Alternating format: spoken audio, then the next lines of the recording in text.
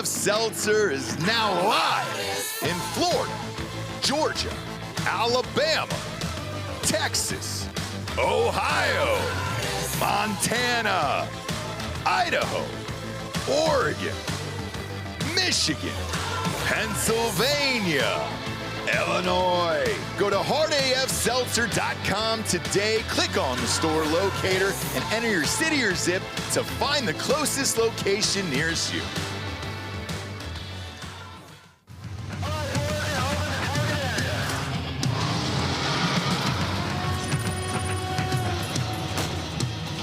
We are gold for energy. Send it. Incoming. Put the money in the bag, man.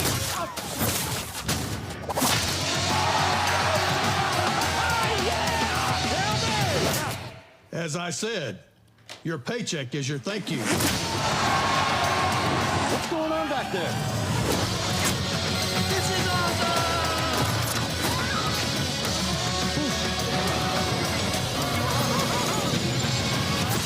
Welcome to Earth! No. Who's flying the plane? Get cockpit. Go. God. Black Rifle Energy, dropping near you. Live from our studios in Austin, Texas, this is Drinkin Bros Fake News with Ross Patterson, Dan Hollaway, Papa G with the traffic,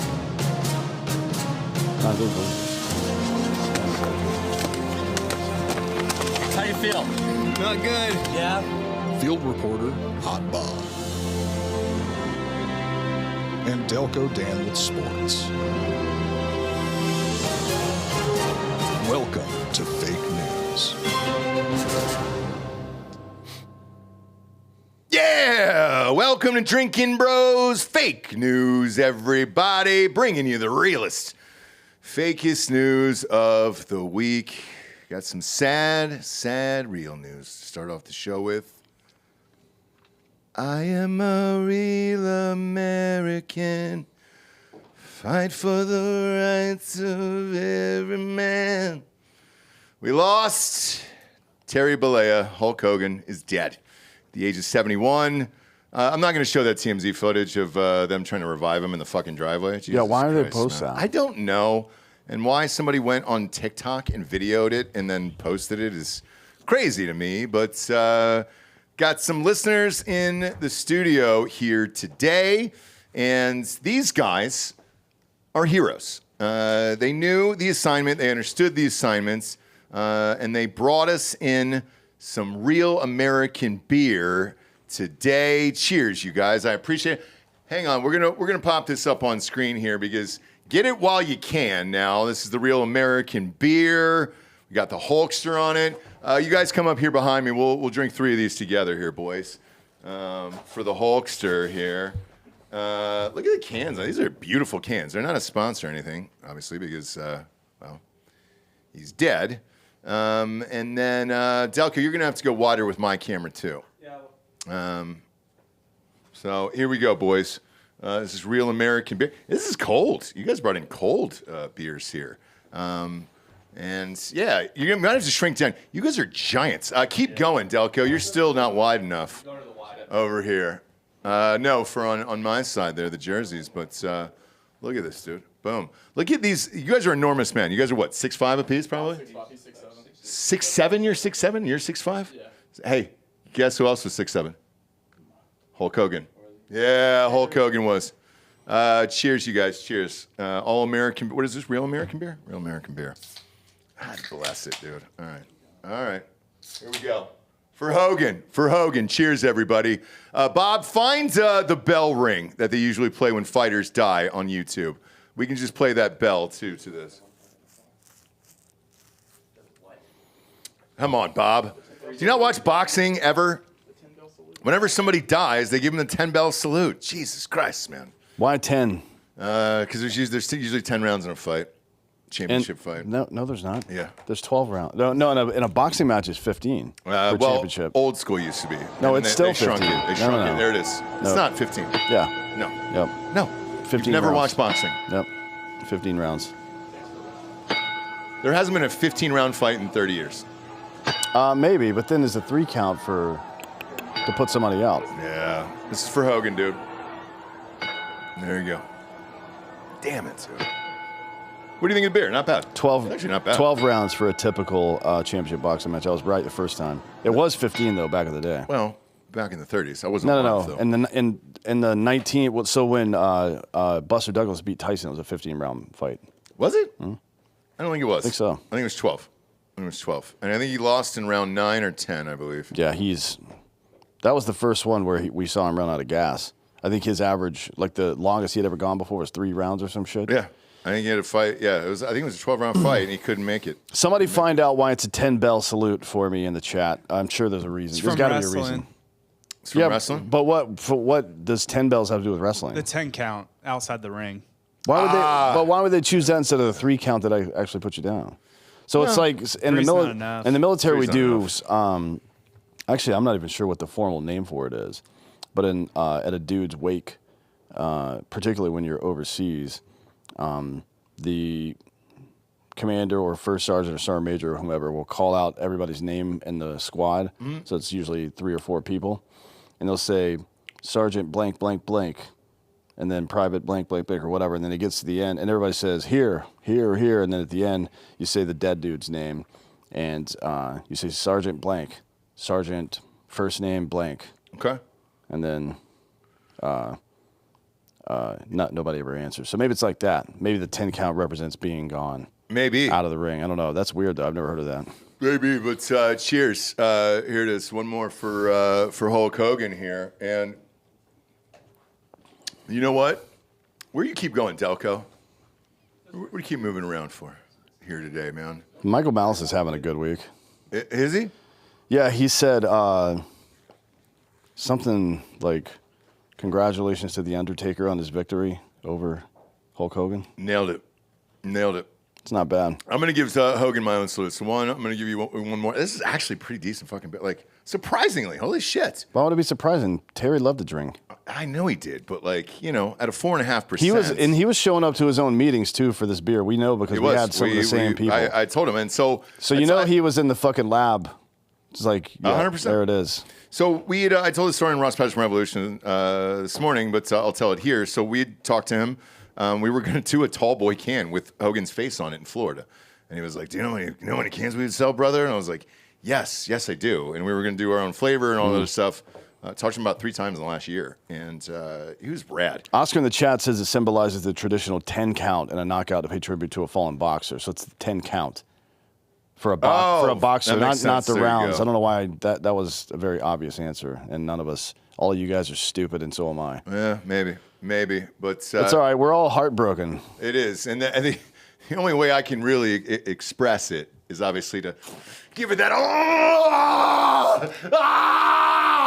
Hogan! Just give it that shirt rip, dude. Give it that fucking shirt. Oh, goddamn, dude. Did I do chest today? Surprised how fucking beefy I am today. Jesus Christ, dude. Good for me. Good for fucking me. Shit, dude. We lost Hogan, man. Fucking A. Ozzy, Hogan, who's next? Who do you got next on your list? Well, Chuck Mangione died today. Who's that? What are you talking about? Legendary jazz musician and one of the great cameos on King of the Hill? Like a running joke on King of the Hill. Guys, I don't watch cartoons that much, man. I really, I stopped doing that as a child. The Muzak died today. I stopped doing that as a fucking child, for Christ's sakes, dude. All right? God Chuck damn it, man. Mangione is one of the most famous musicians of all time. I don't, forgive me, I don't know him. I don't know. What's your favorite song by Chuck? Probably, what's that song? Give It All You Got. Was on a bunch of TV shows and shit. Or not TV shows, but movies. I think that's the one that I Feels So Good is his biggest hit. Yeah, Feels So Good is obvious, but I think They also did the theme to Cannonball Run. I love this. Jessica in the chat says, well, goddamn, Ross, and you're all red like Hogan, too. It's the fucking steroids, dude. I wish, dude. I wish it was on fucking steroids. That cocktail's too expensive, you know? I talked about it earlier today. You want to get that good shit, dude? Yeah, you gotta really fucking pay for it, man. Starlink is down globally, says G Urban in the chat. Not surprised, dude. I'm not surprised by anything anymore. We lost Ozzy. We lost Theo Huxtable. We lost. I also got intelligence. It's a story today about that Baltimore shipwreck. Oh, yeah? Mm-hmm. Is it what we think it is? Mm-hmm. Yeah. Yep. What country? If I say it, he's going to have to press the button, so let's hold off on that for now. Yeah, we know what country it is, brother. Booyah!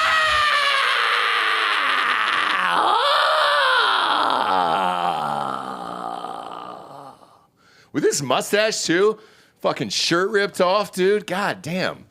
This is America. I mean, it's America, but we're losing our heroes day after fucking day here.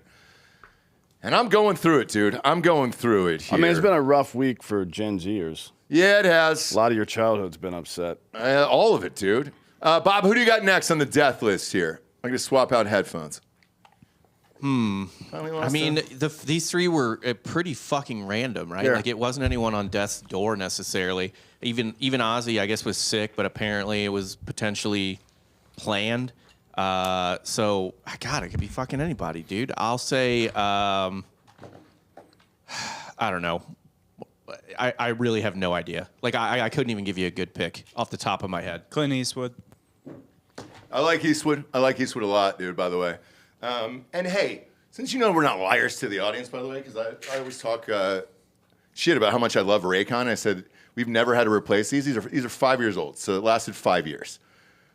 I think you fucked them up, though. I did. I threw them on the fucking ground after Hogan died. So, like, it's my own fault. But, like, that's how great Raycon fucking headphones. I didn't even know if they're on the show today. Probably not even sponsored today, but that's how great they are. These lasted 5 years. And I threw them down in anger because of Ozzy and Hogan. And it's just, I'm going through it, dude. And Theo Huxtable. Fuck, dude. Ricky Henderson's died the last year. I mean, it's literally all my favorites. If we lose Casey Anthony tonight, I am going to be fucking enraged, dude. Yeah, I think Hope Solo dies? somebody that Greg LaMontagne said Howard Stern. That's a likely one, I think. No, it's not, actually. Yeah, he's such a germaphobe. No, he takes care of himself. By the way, being a germaphobe is not taking care of yourself. All it takes is one fucking stray to get into your house and you're dead. This championship belt here that Hogan signed, do you know it's from a listener who I bet? This motherfucker challenged me, I think it was Ohio State versus Oklahoma, and I bet him a signed Hogan belt, and that's why that's up there. But RIP, dude. Let me swap these little guys out, and we'll start the show here. Who else, by the way? Delco, who was on that death list you were talking about earlier? I mean, we're just throwing names out there. George Lucas, maybe? I don't know. Oh, that's a good one. Oh, what about George R.R. Martin? Yeah, probably. Because otherwise he's going to have to finish that book, and it's never going to fucking happen. So that's one. I don't know. I don't know any who are old people. Like Biden, obviously, is probably going to go soon. That dude's fucked, and he's got his butthole's on fire or whatever, AIDS or cancer or whatever he's got. No, Keith Richards won't die. Keith Richards is just laughing right now. I think Keith Richards is full of shit. I don't think he ever did any of that stuff. Son of a bitch, dude. Are you not plugged in? Yeah, I can't figure out how to plug the headphones in over here. Well, yeah. That's the first time this happened. 5 years of those fucking Raycon headphones, dude. Keith Richards also started getting his blood switched out back in the 80s. Like all of it. Once a year, he would get all of his blood pulled out of his body and replaced with new blood. Which is what you have to do if you're going to do heroin like that. So I don't believe he did it. I do. I don't believe it. I think it was all an act. Yeah, I definitely do. Yeah. But R.I.P. Hogan, real news at the top. Sorry about it, man. That fucking sucks. I'll drink this American beer the rest of the show. This is actually, I'm actually very surprised. So are you guys, dude. Wow. All right. Here we go. Let's start the show, kids. Oh, we've got some breaking news. More?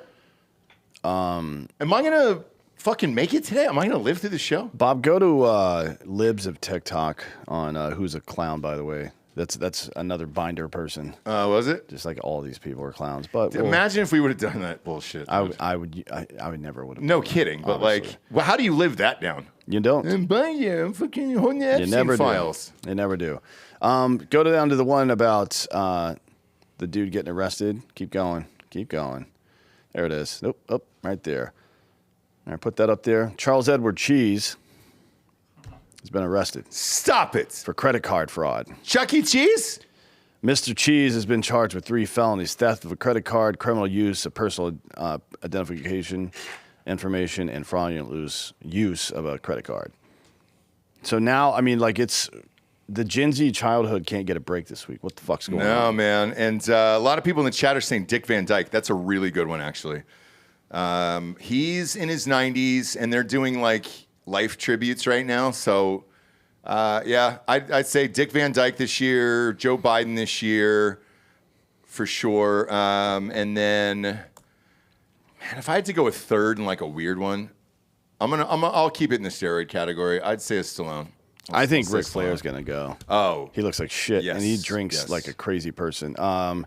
Let's see. Mel Brooks is 99. He just turned 99 on June 28th. So if you have something to live and work for, I just saw a doc with him. He's still very, very sharp, very, very with it, and they're shooting Spaceballs 2 right now. Oh, gross. And he wrote it. Well, he's in it. Gene Shalit is 99. He's gonna die. He's left balloons. Dick Van Dyke. Karen Marsh is 106. Holy shit. Holy fuck, man. Why? That's just too much. Fucking let yourself die. Oh, we have a sad one. I mean, Bruce Willis is probably going to go soon. Yes, that's the other one. So, and please, God damn it, whoever that is, his wife, stop posting these fucking photos, dude, of Bruce Willis walking around like he doesn't know where he is, because he doesn't know where he is, okay? You see fucking Dr. Jill Biden posting fucking photos of him? No, I mean, she just made him run for president. She sure did. Which is probably worse. All right, kids. Second top story, obviously beyond Hulk Hogan today. Barack Obama for prison? Maybe. In a stunning development that has reignited one of the most contentious chapters in American political history, Director of National Intelligence Tulsi Gabbard has accused former President Barack Obama and top officials from his administration of orchestrating treasonous conspiracy to undermine Donald Trump's 2016 election victory. On July 28th, 2025, July 18th, 2025, Gabbard released a trove of declassified documents alleging that the Obama team manufactured intelligence to fabricate claims of Russian interference, setting the stage for what she describes as a years-long coup against Trump. She has formally referred the matter over to the DOJ for criminal investigation and potential prosecutions of Obama and his team, marking a dramatic escalation in the long-simmering debates over the so-called Russia collusion hoax. This is a quote from her. The information we were releasing today clearly shows that there was a treasonous conspiracy in 2016 committed by officials at the highest level of our government. Their goal is to subvert the will of the American people and enact what was essentially a years-long coup with the objective of trying to usurp the president from fulfilling the mandate bestowed upon him by the American people. Gabbard emphasized that no matter how powerful, every person involved in this conspiracy must be investigated and prosecuted to the fullest extent of the law. What do we think here? Is anybody getting prosecuted? So here's the thing. This one, I actually think there is an outside shot of this, and I'll tell you why. James Clapper, I was flipping through the channels last night, started going on every fucking outlet possible and then immediately throwing Obama under the bus and also saying he thinks he's going to get prosecuted. I mean, the smartest thing for everybody to do would be to blame Obama because he's the one with immunity. Like, unless you can prove Obama did something after this January 21st of 2017, then yeah, he's all set. I mean, let's see. Bob, I just sent you this video here with Clapper. Here's a bigger problem for Obama, though. Presidential immunity does not cover this, apparently. It does. Treason? It's not treason by definition. It would be at most seditious conspiracy, but even that would be hard to prove because seditious conspiracy does require usually it requires some kind of violent act of some sort. And I don't see that anywhere. But since April of 2016, Obama for America, which is Obama's campaign war chest, has paid over $972,000 to Perkins Coie, who is and then the money was funneled to Fusion GPS, which is the law firm that made the Steele dossier. Yeah. Right? Yeah. So Obama helped pay for it as well. It wasn't just Hillary Clinton and the DNC. So that might be something. So, yes. And by the way... Because that's him acting. This was established during Trump. The campaign stuff is considered to be him acting as a private citizen, whereas his official acts as president are what would be covered under the Immunity Act. So... yeah, there's some outside possibility Obama could be charged. Don't play this one, Bob. Play the next one here that I'm going to send you. Forgive me. So here's what struck me as odd about this entire thing last night. James Clapper immediately went to CNN last night live, and here's what he said here. The person she mentioned there is my next source tonight, former Director of National Intelligence, James Clapper. And it's great to have you here, Director Clapper. I mean, it was a remarkable appearance by someone who now holds the job that you previously held. Talking about Tulsi Gabbard. She's basically accusing the president that you served under and the people you served with and you of fabricating an intelligence assessment to damage President Trump. What's your response to that? Well, it's patently false and unfounded. I was present at the meeting that everybody talks about, and I heard directly what President Obama asked us to do, which was to compile all the reporting and summarize it that we had accumulated in the run-up to the election of 2016, put it in one document in various levels of classification, and including a public release. And he wanted that done before the end of his administration. It was not to concoct intelligence or make it up or anything of the sort, which is absurd. So he told you to investigate, but you're saying he did not tell you what conclusion to reach. He did not. Because that's what they're essentially alleging here. She's saying the assessment used unclear, unknown sources and that it was subject to unusual directives from President Obama, and also the allegation that it was a rushed assessment, essentially. Well, yeah, yes, we had a short deadline to get it done because the president stipulated he wanted it completed before the end of his administration. Why? In order to be able to hand off a compilation of what the Russians had attempted to do to influence the outcome of the election in 2016. He wanted to be able to hand it to the then President-elect Trump and to the Congress. There seemed to be some conflating over whether Russia could actually change voting machines, whether they did do that, and in terms of who Russia wanted to win the election. One thing that was a huge point of focus for Director Gabbard was that they're pushing back on the notion that Russia wanted Trump to win, that they did this to help Trump. Was that intelligence, you believe, sound when that finding that Russia was doing this in the favor of Trump? First, on the voting machines, it's quite correct. The Russians did not electronically penetrate any voting machine or anything connected with tallying votes. So they did not succeed, even if they attempted, which we don't think they did, to manipulate voting.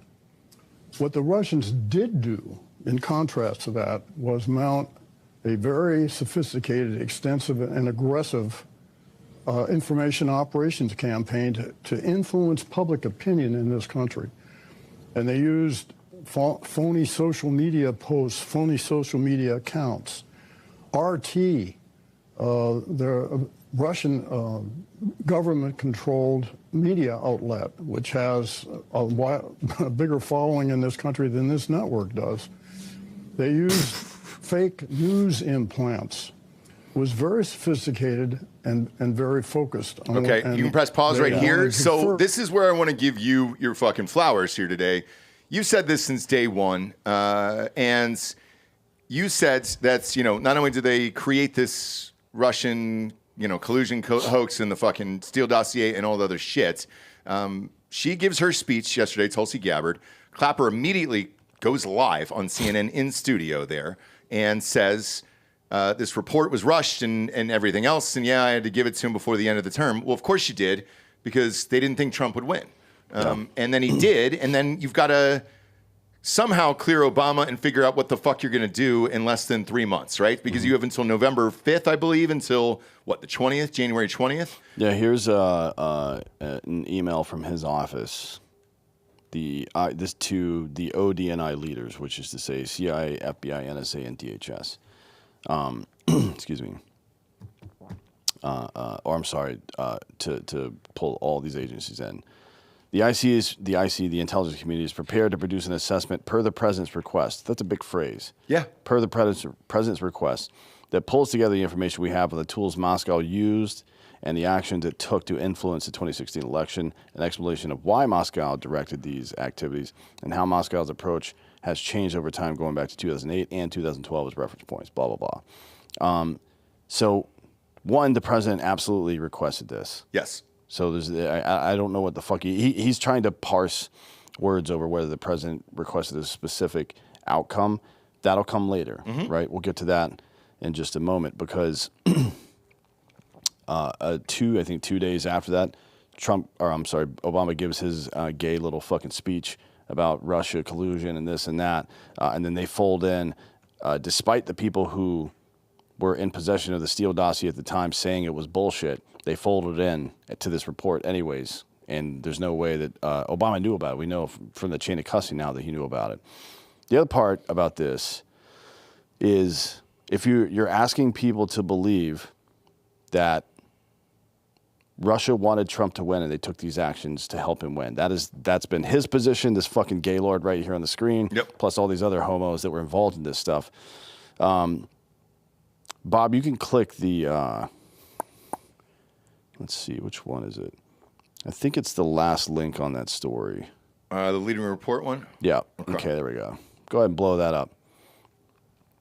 So, along in this documentation with other stuff, and this is documentation from from our intelligence community gathering on Russia, the Obama administration hid the actual Russia collusion, right? So Russia's job in this, or their goal in this, was to create chaos. But they definitely did not want Trump to win. And here's how you know that for an absolute fact.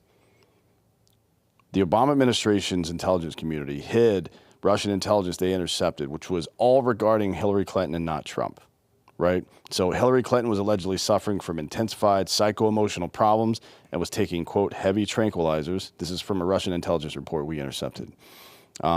She had reported medical issues, including heart disease, type 2 diabetes, deep vein thrombosis, COPD, and chronic fatigue. Obama and senior party officials reportedly found her health condition, quote, extraordinary alarming. And you can see, Bob, you want to pull up that video of Hillary Clinton being led into the fucking van or whatever when she couldn't stand up. This is this Russian intelligence that we intercepted, that the Obama administration had, right? That they had in their possession. They knew that Russia was protecting Hillary Clinton. Probably not for any particular reason. I don't know if they wanted Hillary to win or not. They want chaos. That's what they want. That's all they want is chaos. But this was, I think, during the 9/11 thing, and I think this was her epilepsy spell at that time. Yeah, and they literally, she's about to pass out, and they have to physically put her in the van. This is a real unedited video, and we played this years and years and years ago on this show. So you have the theory, you have the Russian intelligence report speaking to this fact, and then you have the video showing that she's physically compromised. Russia decided not to put any of this out. There was no information operation through their Facebook fucking bot farm campaign that ever did anything about this. Never, right? So you can't make the case that they wanted Trump to win, because all they had to do was play that, and Trump wins. Well, all they had to do was turn the Russian bot accounts, turn that into an ad with all this other intelligence leaking stuff about deep vein thrombosis and diabetes and psycho-emotional problems. She's a woman already. All you got to do is fucking give her a little bit of crazy, and people are like, nope, that's it, right? I mean, Russia's not stupid. They know how to play this game. They never did it. So James Clapper knows this. He had this information Yes. at the time. Yep. He's full of shit, and these people all belong in prison. Now, this is what I voted for, and he ran on this as well. So, like, I don't have a problem with any of this. And I would have said, let's call it 6 years ago. I would have said there's no way in my lifetime that they would try to put a president, a former or sitting president, in jail. And then they tried. Trump was this close. I think we forget how close they were to actually putting Trump in fucking prison. And they tried it on, 4 different cases at the exact same time that was all coordinated. So, yeah, now the tables are turned. And I said this years ago. I go, dude, when Biden was doing this fucking bullshit, I go, man, you start doing this to presidents, it's going to happen every fucking administration. Now, of course, Trump is going to go after all of these motherfuckers and try to do it. But he said that on the campaign trail. And yeah, this is what I voted for because I wanted to know these fucking answers. It's exactly what you've been saying for years and years on this show. And it appears like we finally have it, although I'm not that shocked by it. Are you? Like, I mean, clearly. Shocked by which part? That they did all this? Yeah. Are you shocked by any of it? I'm not shocked. No, No, of course not. No, the aristocracy will do anything to protect itself. They have no moral principles. That's not what these people are. These people are about power. That's it. They're about maintaining power. So they not just even for money, right? It's not even all about money. So following the money helps to some degree, but really what you want to focus on is who's trying to wedge themselves either into a powerful position or as an intermediary between power and the people, right? That is to say every bureaucrat in America. They're all pieces of shit. So, yeah, this is like a really bad instinct that human beings have. And it's built, like I've been doing some research on this. A lot of it is, scarcity mindset stuff. So you get to play the plebs against one another. It's this whole, social divide and conquer theory where the more there's a direct line between this. There's some research coming out soon that I'll discuss in future shows. But the more somebody has in life, the greater their scarcity mindset grows. Scarcity mindset is like there's not going to be enough. There's never going to be enough, right? That's why these people who are mentally, you mean? Yes, that's why these people who are wildly successful and wealthy can't stop and enjoy their life ever. And why they kill themselves all the time and do stupid shit like this fucking astronomy CEO the other day. Yeah. Probably had a great life. His wife seems dope. Kids are awesome. Yep. He had to go out and fuck around anyways because he's not happy, right? There's some relationship between becoming hyper successful and having a scarcity mindset. And what you do if you want to stay in power politically is you, you send that down to the plebs.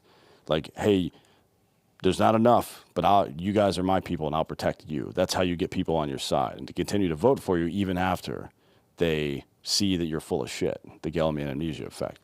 So the reason I say all this is because I like Trump too, in a lot of ways. I think his foreign policy decisions are pretty much on the nose most of the time. And I don't think any of these people are good people, though. Right? Mm-hmm. And I think it's your job as an American to hold them accountable. That's your job because they will follow the camera anywhere you take it. Yeah. You know what I mean? So if you meet them at the Kardashian level, that's where they're going to live. But if you meet them at a little higher brow and hold them accountable, they'll fucking move, right? You think that because they're in charge, they're the leaders, but you are the leader. Mm-hmm. That's how it works. So the reason I say all this is so you can recognize it when you see it and then fucking, talk to other normal human beings and rally against it and not allow it just to go. Yeah, and for me, look, I'm a Trump guy, but I'm not gonna say he's a great person at all. Like, that's just what it is, right? Fuck porn stars, everything else, and with his wife while I think she was pregnant, maybe or whatever. Yeah. However, I don't give a fuck about that. I give a fuck about what he's actually doing for the country. Now, the two things I'm pissed off about because he did run on this. He ran on, hey, we're going to put all these fucking people, we're going to prosecute all this shit. So I agree with all of this. Well, I wouldn't have believed any of this would ever happen because he said all this shit about Hillary and never did a goddamn thing about it. And now he finally is. Well, no, not really. Well, they got subpoenas yesterday, so the House committee said they're getting subpoenas. You don't think it's going to happen? I think they're going to issue subpoenas and the Clintons are going to say no. And what's the rule on that? You can be charged with contempt. Okay. But that ain't going to happen. Yeah. And if they do show up, they'll plead the fifth and leave. Can you? Yeah. Okay. Anybody can. You're right. You don't. Nobody in government can compel you to incriminate yourself ever. So with that, let's say they do that and they come up and plead the fifth. I think that's all a mirror. That Nope. would be all the public needs. Nope. I wouldn't believe anybody. Everybody who's on the left, or everybody who doesn't like Trump, or everybody who's suspicious of this or suspicious of that, will say, well, obviously they said that because this is a witch hunt. Just like people on the right said about Trump when he was going through it. Everybody on the left said during that it's really funny because you can play those back on loop, and this is another way to tell that people are full of shit.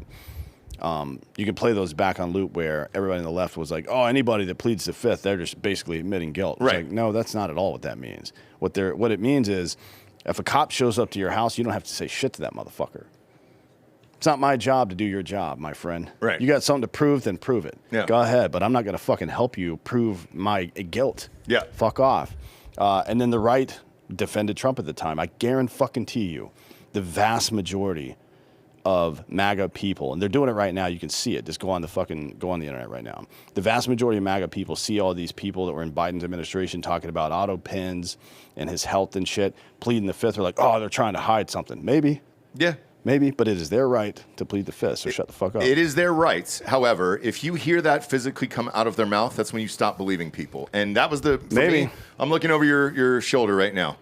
That's exactly what happened in that O.J. Simpson case. As soon as Furman got on that stand and pleaded the fifth against everything, I was like, well, shit, you don't have a fucking case anymore, dude.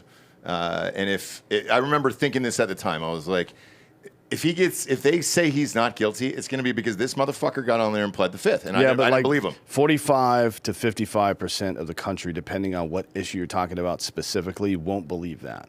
Right. They'll believe that the person is just protecting themselves or that Trump is out for a witch hunt. And the same 45 people that currently don't believe anything that the Clintons say will continue to not believe anything they say. Nothing will change. Sure. Not one thing will be different. But the only thing that will be different is the sides will flip who's anti-Fifth Amendment and who's pro-Fifth Amendment at the time. Right. That's all that happens. It's like this little fucking intersection of a complete lack of ethics and first principles. I'm looking at the long game right now, and I think this is part of a bigger plan to either get these guys on the record saying that or whatever to play for 28 for Vance. I really do. The numbers just came out for the first time, I want to say 48 hours ago, polls, and like, again, take all these polls with a grain of salt. We said this 1,000 times on the fucking show.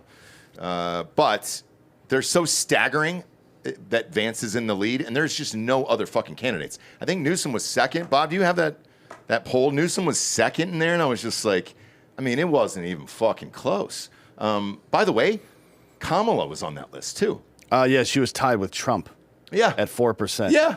And it's like, he can't run a third term, bro. So what are we doing here? Yeah, I mean, it's just nonsense. I'm sure I would love to see the way that they asked the question, but that's not it. That's Democrats. Hey, but while you're there, who do they have as top Democrat, Bob? I'm just out of curiosity. You can look on Donald Trump Jr.'s Twitter. It's on there somewhere. I saw it the other day. I don't follow him, but yeah, this is all of these people, including Kamala, they have on the Democratic side. This is pointless. This is nonsense. None of this is real. Yeah. It doesn't matter. But look at what these year is it? Look at these candidates, though. Yeah, what year is it? It's 25. Yeah. Yeah. But look at these candidates. Where was Trump on the radar in 2013?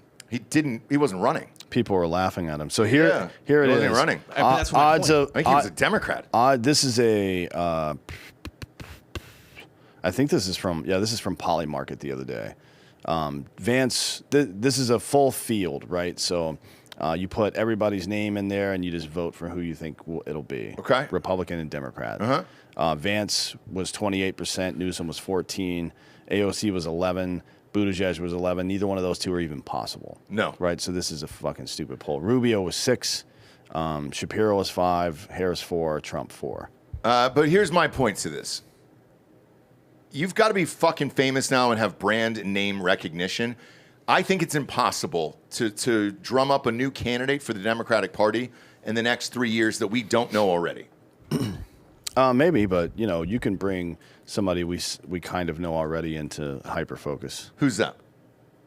I mean, who would it be? Like, just out of curiosity. The Democrats would be very smart to make Josh Shapiro their nominee because that would signal to the world that they're trying to be normal. Jews. It's the Jews, though. The Jews did everything. That's not 78% of American Jews still vote in those swing states, though. In Michigan, are they going to vote for Shapiro? Yeah, he'll still win. Muslims? They won't, but they're not a huge voting bloc. That's a massive one. No, the state is. Don't you remember that sit out that they had, and they said we're not going to vote for anybody because of Palestine? So who cares? Michigan has 241,000 Muslims, but that presumably would include children. Yeah. It's like maybe 50,000 voters total. How many did Trump win by in that election? That's you're doing math the wrong way. That's not how that goes. Why? Because people that voted for Trump in this election are going to vote for a different candidate for a different reason in the next election. I do not think they will elect a Jewish man as president of the United States. This is literally why they call it a swing state. It swings almost every 3 cycles. Very rarely does any swing state go 3 consecutive cycles voting for the same guy. Nevada, Ohio, Michigan, any of those states, Wisconsin. Everybody on the left, though, who's famous is Free Palestine right now, man. That's fine. It is Bernie. It is AOC. You got a fucking Somali governor now in Minneapolis. You know, that guy's going to win. You know, Bernie's Jewish, right? Yeah. And he, like, at his own rally, allowed that to happen. Yeah, but that's what I'm saying. Like, they don't. They still voted Does he for want him. to free Palestine? The Free Palestine people all voted for Bernie Sanders. So does it? But does Bernie want to free Palestine? Because He's not a big fan of Israel. I know that. I don't know. And he's Jewish. I don't know what a specific plan for Palestine is, but he's definitely. Well, France announced today that they're going to accept a Palestinian state. Luckily, nobody gives a fuck what France thinks. No, but by the way, the U.S. those dirtbags are going to ruin a great country. It's not a great country. I love it, man. Have you ever been? I love France. It's not great. I love it. It's beautiful. And if it wasn't going through what it's going through, if you were to tell me, hey, pick one spot in another country to live in, it'd be there, south of France. Oh boy, that's a bold choice. I loved it. Out of all the other places you could go, that's fucked. I mean, their politics are always fucked. I don't even know. I don't speak the language. I don't know anything about politics. You should. If you're going to move to a country, you should know about their politics. Totally. But at the time that I was there, I didn't think about any of this bullshit. Now I do. Now I do. Yeah, because you were a fucking guest. Yeah, that's what I'm saying. But if you live there, it's not the same thing. When you're paying taxes to a place, good fucking luck paying taxes in France, my friend. It's not sweet. No, not it's at like all. living in California. Not at all now, but like this was years ago, right? When I went, and it was a beautiful country. Now, all we hear is these fucking crazy stories coming out of there. I mean, California is a beautiful state. I wouldn't live there now either. But cut to 15 years ago, yeah, I was living in California, and it became a fucking shithole. So, yeah, dude, I have this Shapiro thing, not one fucking prayer, in my opinion. What the thing to say is that Shapiro would be a statement by the Democratic Party that they're going to be normal. And all of these people who just want to be normal, but also want stuff that's on the left, the stuff. Most of this voting class generation is center left. The millennials, the Gen Z people, they're mostly center left. No matter what the fucking polls want to tell you, you can see it in every election. The only time they come out for Republican candidates is when somebody's acting like a fucking retard, which is what Obama did during his term. And so they voted for Trump because they were tired of all this bullshit. And they did it again for Trump again when Biden was basically brain dead and all the mistakes, the inflation, the fucking Afghan withdrawal, the jobs, all the stuff that got fucked up under his administration. They came out and voted for Republican. In 28, if it's Shapiro versus Vance, and Shapiro wins that election.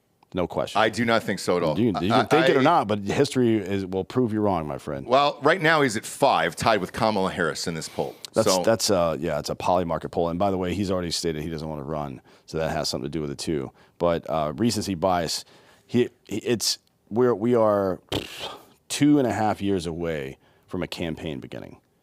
Sure. Right. So I wouldn't pay too much attention to these numbers. I'm not at all, but if I'm looking at the trends and that's what I try to do is look at the trends going on around the nation. You got this fucking Somali dude who's Minneapolis mayor.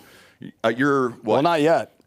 Which 3 months away. That'll be interesting to see if they vote for an independent or a Republican. He is so far ahead right now that it doesn't matter. Like it's a joke. I haven't seen any poll. Can you pull a poll about that? Yeah. I haven't seen any poll about we that. actually posted it on our Instagram if you want to see it.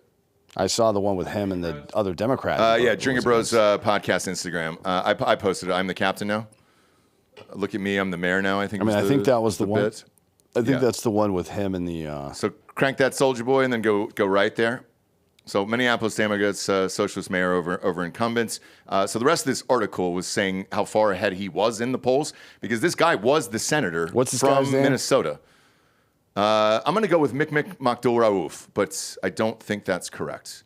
Or Mohammed, but I don't know if that's correct either. So, but either way, he was the senator for Minnesota. So yeah, he's getting in there as mayor. And then you got the Muslim from, what's his fucking nuts, from New York City. That guy's going to win as well. Nobody's stopping these two. And those are two massive fucking cities. That trend is going all that way right now. And so, yeah, dude, there is a new socialist movement that is happening in the Democratic Party, and they cannot stop it. It's happening in the two of the most liberal cities in the country. But if you look at fucking Bernie traveling around with AOC right now, those numbers are real. Like, and I'm not going to say they're not. Like, I'm not going to say it's fake news or anything else. I've seen the videos of their crowds. They are drawing massive fucking crowds of 30 to 40,000 people for these things. You got two socialists on there. That's the party right now. And if you're going to tell me Shapiro's getting in there, not one fucking prayer, dude. Yeah, but he doesn't want to do it anyways, you said? I mean, that's what he said. I don't know if it's because of the... They burned down his fucking house. You know that, right? Whose? Shapiro's. Pull up Shapiro's house, the aftermath of it. It's way what, like the media refused to show it because I think, and by the way, this is for the Democratic side, I think he is the best candidate for the Democratic side. However, it has gone so far left over there. This is the inside of his house, Dan. They burned it to the fucking ground. Who's they? The Palestine people. Show the picture of the guy who got arrested for it. So foreign agitators, basically, is what you're saying. I don't know. It was an American. Yeah, no, I know it is. white. I know that it is American people, but they are. I think it was a white dude with a beard. They are agitators being paid by foreign governments. That's who they are. They don't vote. But his entire family was in there. As a matter of fact, somebody did This was over Christmas. Somebody did a really good study on this on one of those. There he is. On a couple of those major Antifa / pro-Palestine arrests. And not one of there was like 35 or so people arrested, and not one of them was actually registered to vote. These people don't vote. That's not a representation of anything. This is the Cloward-Piven strategy. Ever heard of that? No. Richard Cloward and Francis Piven, not Jeremy's dad, obviously, Ari Gold. But it is a strategy that is used either by a political party or by an outside organization who's trying to affect politics in a country or locale, where they use militant. At the time, they were using militant anti-poverty groups, but the issue is never the issue. Control is always the issue, as I've said many times, to facilitate a political crisis, to make people think that this thing is bad and we have to overcome this, or this thing is bad. It's how abortion became the number one women's issue, when the vast majority of women never fucking deal with that ever, right? And the fact that the organization itself was created by a eugenicist who was trying to get rid of black people, right? It's how the trans thing came about. It's how the Palestine thing came about. Nobody gives a fuck about this. The Republicans lost the House. I mean, there was supposed to be that huge red wave, and the abortion issue fucked them up. Yes, and it's because of the Cloward-Piven strategy, because people are fucking stupid, right? Right. But this is not real. This is the education that people need to get. All of these little fucking rallies, Antifa, the stupid shit going on with Bernie and AOC, it's not real. This is all manufactured nonsense to convince people that there's a problem that doesn't actually exist, that they'll vote in a certain way. And as the layers get pulled back, which hopefully they will during this administration to some degree if they do their fucking jobs, then we'll see if people actually continue to believe it or not. I think there's probably a line. I think one of the lines was mutilating children, and we're seeing it now. As a matter of fact, the biggest fucking medical company in all of California, Kaiser Permanente, announced today that they're no longer doing gender reassignment surgeries on people under 19 years old. Yeah. Ever again, yeah. Right? Yep. All this shit is swinging back. That's a hard line in the sand. Another one is this shit about fucking communism that Mamdani's talking about, and this Fateh dude's talking about, and these other, primarily Somali people, actually, who continue to say that one of their goals in the American Congress is to make Somalia better. Mm-hmm. They've done it repeatedly, right? Yeah. And maybe some little shithole town in Minnesota is going to elect this dude to the Senate or whatever the fuck, or a state legislature somewhere. Senate's the states. No, it's not. That's not how state senators are elected. Yeah, the whole state votes on it. No. Who? He's a state senator. State senators. Oh, a by state district. senator. Yeah, he's Gotcha, not a okay. real senator. Gotcha. This is a fucking office joke. Where she kept saying the senator. Yeah, exactly. But yeah, this is a locale will vote for this. A major city. I don't think Mamdani can win in New York. I think he's going to win, and I think this Somali guy is going to win. I would bet almost anything that Mamdani can't win. Is there odds? Is my bookie on the show today? I don't know if they have that. I bet you they do. They've got a ton of political shit on it. I bet fucking 10 grand on Trump last year. I think it's too. $5 grand. It's probably too early to have that bet up right now. I took $5 grand on Trump. You told me he was one of the most popular vote. Remember that? I put 2,000 on that. All of that hit, dude. It was fucking rad. But yeah, I think both of these guys get elected, and that's who your fucking party is, dude. And those are two massive cities. Minneapolis and New York City. I mean, so massive. Mamdani won his primary, Fateh, or Feta, however you say his name. He hasn't won. He just got endorsements. It's not the same thing. No, I think he just won the primary. Did he win the primary? Yeah, he won. He said he beat the incumbent, or he is the incumbent and beat the other guy. It was on the fucking Instagram you just posted. So yeah, he just won. No, what that Instagram thing said was that he got the Minnesota Star Tribune gave him their endorsement or whatever. Look him up. But I don't know. I haven't looked into this part yet. Because to be honest, if Minneapolis burns to the ground, I don't care. Honestly, I couldn't care less about that city. But I'm curious. Mayor primary. Can you look that up? The primary has not happened yet. Yeah. So he hasn't won anything yet, and he's not going to. I think he's going to. That white mayor is going to win again. People aren't going to vote for this dude. So we'll see. I mean, either way, we'll see. He's the DFL candidate, I guess, but that doesn't mean anything. So we'll see.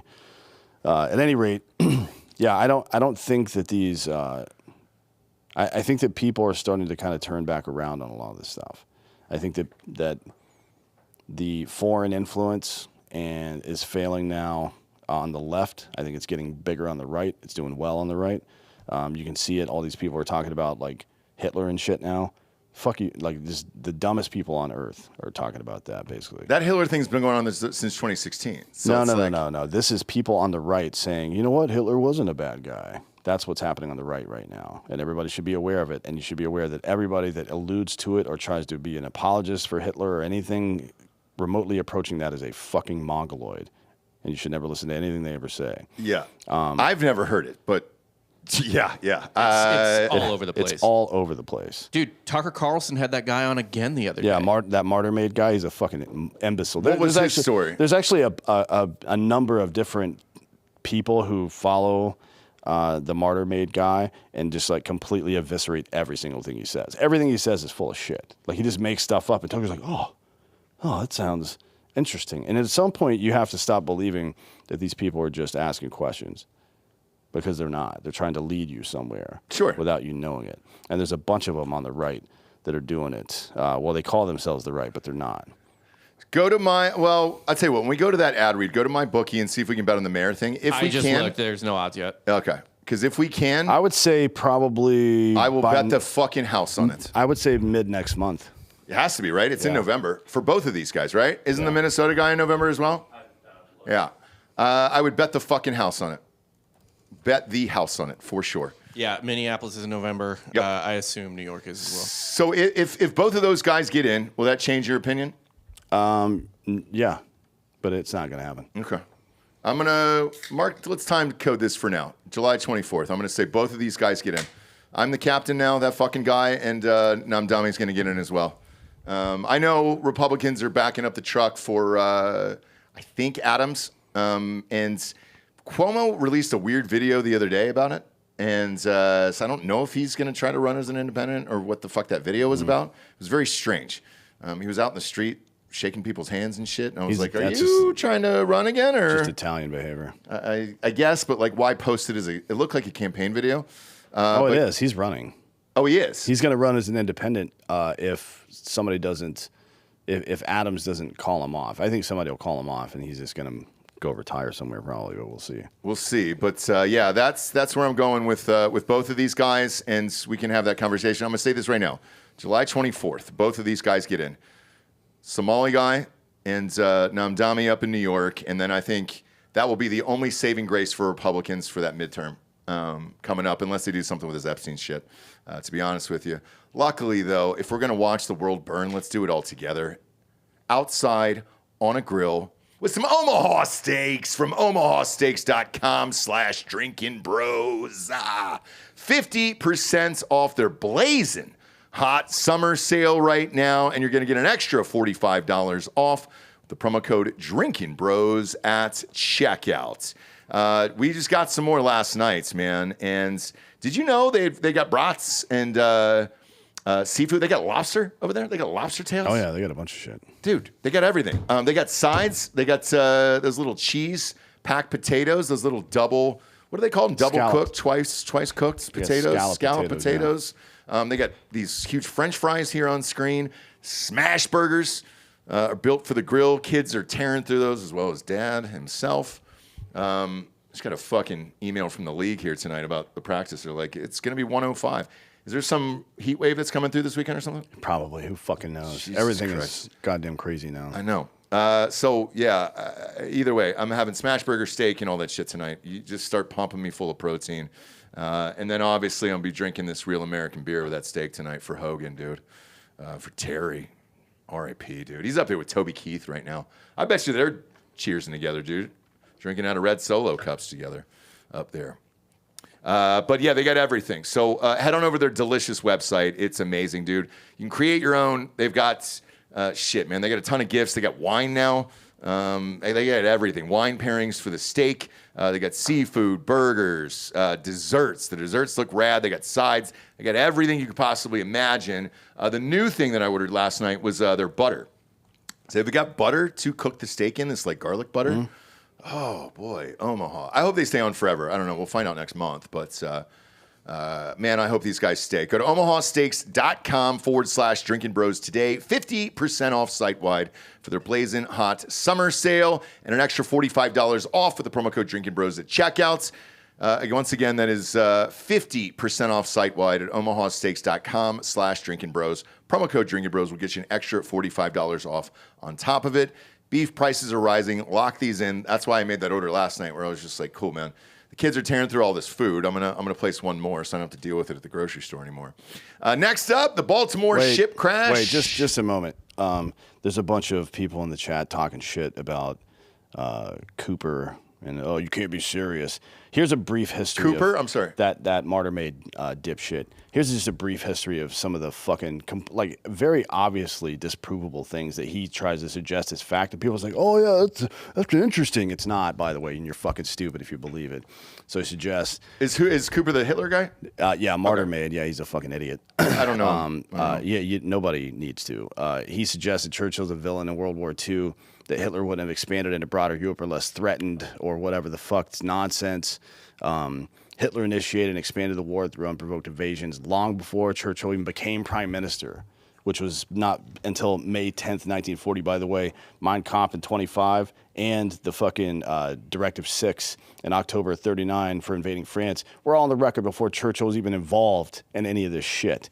And as were the invasions of Rhineland in 36, Austria and Czechoslovakia in 38, Poland in 39, Denmark and Norway in 40, and Low Countries in France in May 10th of 1940, which was literally the day that Churchill took office.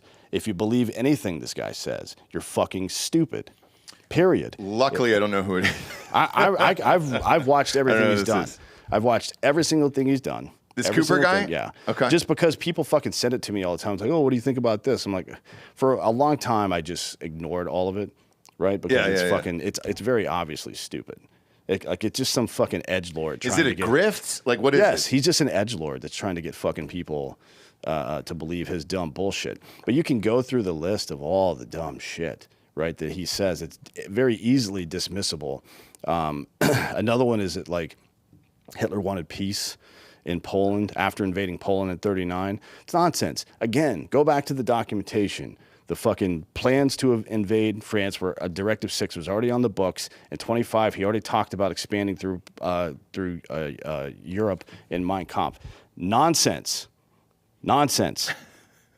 It is easily disprovable. Just go read actual fucking history. That's all you have to do is read actual history. And when you're saying history, just the dates. Like the dates don't match up, right? That sounds like what you're saying. Anyways, moving along. We're not talking about him anymore. Luckily, I don't know who this is, so fuck it. Next up, the Baltimore ship crash was terrorism. Here's another story you'll hear in mainstream media. What do you think? A month, 2, 3 from now? We said this since day one, but I mean, it was obvious from the beginning that something was We up. saw the video. It was just like, all right, cool. All the power went out. Yeah, it was the second one in a manner of 2 or 3 months where it just lost power for no reason and guided into something else or the some bridge. bullshit. Went right into the bridge there. So more than a year after the catastrophic collapse of the Francis Scott Key Bridge in Baltimore, a new wave of analysts suggests the incident may have been a deliberate cyber-initiated attack on U.S. maritime infrastructure rather than a mere accident. Washington insiders argue that preliminary indicators point to a manipulation of the ship's systems via remote access, potentially from abroad, exposing vulnerabilities in navigation and port security. Yeah, this is what we guessed on day one, I think. Yeah, so by the way, you're not going to hear this anywhere else. This is another story that the mainstream media will be reporting a month or two from now, that they'll say breaking news, but you've heard it here first. And there's an official investigation going on right now that attributes the collapse to mechanical failure, or that's already happened. These claims continue to fuel controversy among security experts, and the incident occurred on March 26th of last year, where the Singapore flag container ship M/V Dolly, I don't know what maybe somebody knows in the shipping world what the fuck that means, but it was leaving the port of Baltimore, lost propulsion and steering control before colliding with a key support pile on the bridge. The impact caused the entire structure to crumble at the Patapsco River. You've all seen it by now. The NTSB described the event as stemming from electrical blackouts on the vessel. Obviously, that's the initial report, and then why it happened is the real story. So the analyst I spoke to said that it was no accident. They said that the unexplained losses of control, including 2 blackouts recording in the automatic identification system, or AIS, data. It's kind of like a black box, I guess, for ships. Just before collision without prior distress signals or mechanical alerts. So there was no like wink, wink, wink, or there was no distress signal from the vessel to somebody else. It just went out, right? Big red flag there. Those patterns, they argued to me, mirror cyber intrusions targeting programmable logic controllers, PLCs, and engine systems, or automated navigation platforms. These are component parts that are on ships. A lot of them are on cars. A lot of them are on planes, right? That are manufactured in China or cutouts of China. This is a big fucking problem. So in addition to talking to these people that are involved in the investigation, I talked to some people that worked for an organization in the government that's really good at not allowing us to be compromised electronically. I don't know if that's vague enough. Yeah, so it is. The PLCs, the programmable logic controllers, if you can compromise those, if you put a backdoor into that and then somebody buys it commercially and puts it on their vessel, you can take complete control of that fucking thing, right? Yeah. And we're buying this shit from China, who is routinely buying up farmland next to our military bases, flying fucking balloons over us. What the fuck are we doing here, right? So the suggestion made to me was that we have to start manufacturing these ourselves.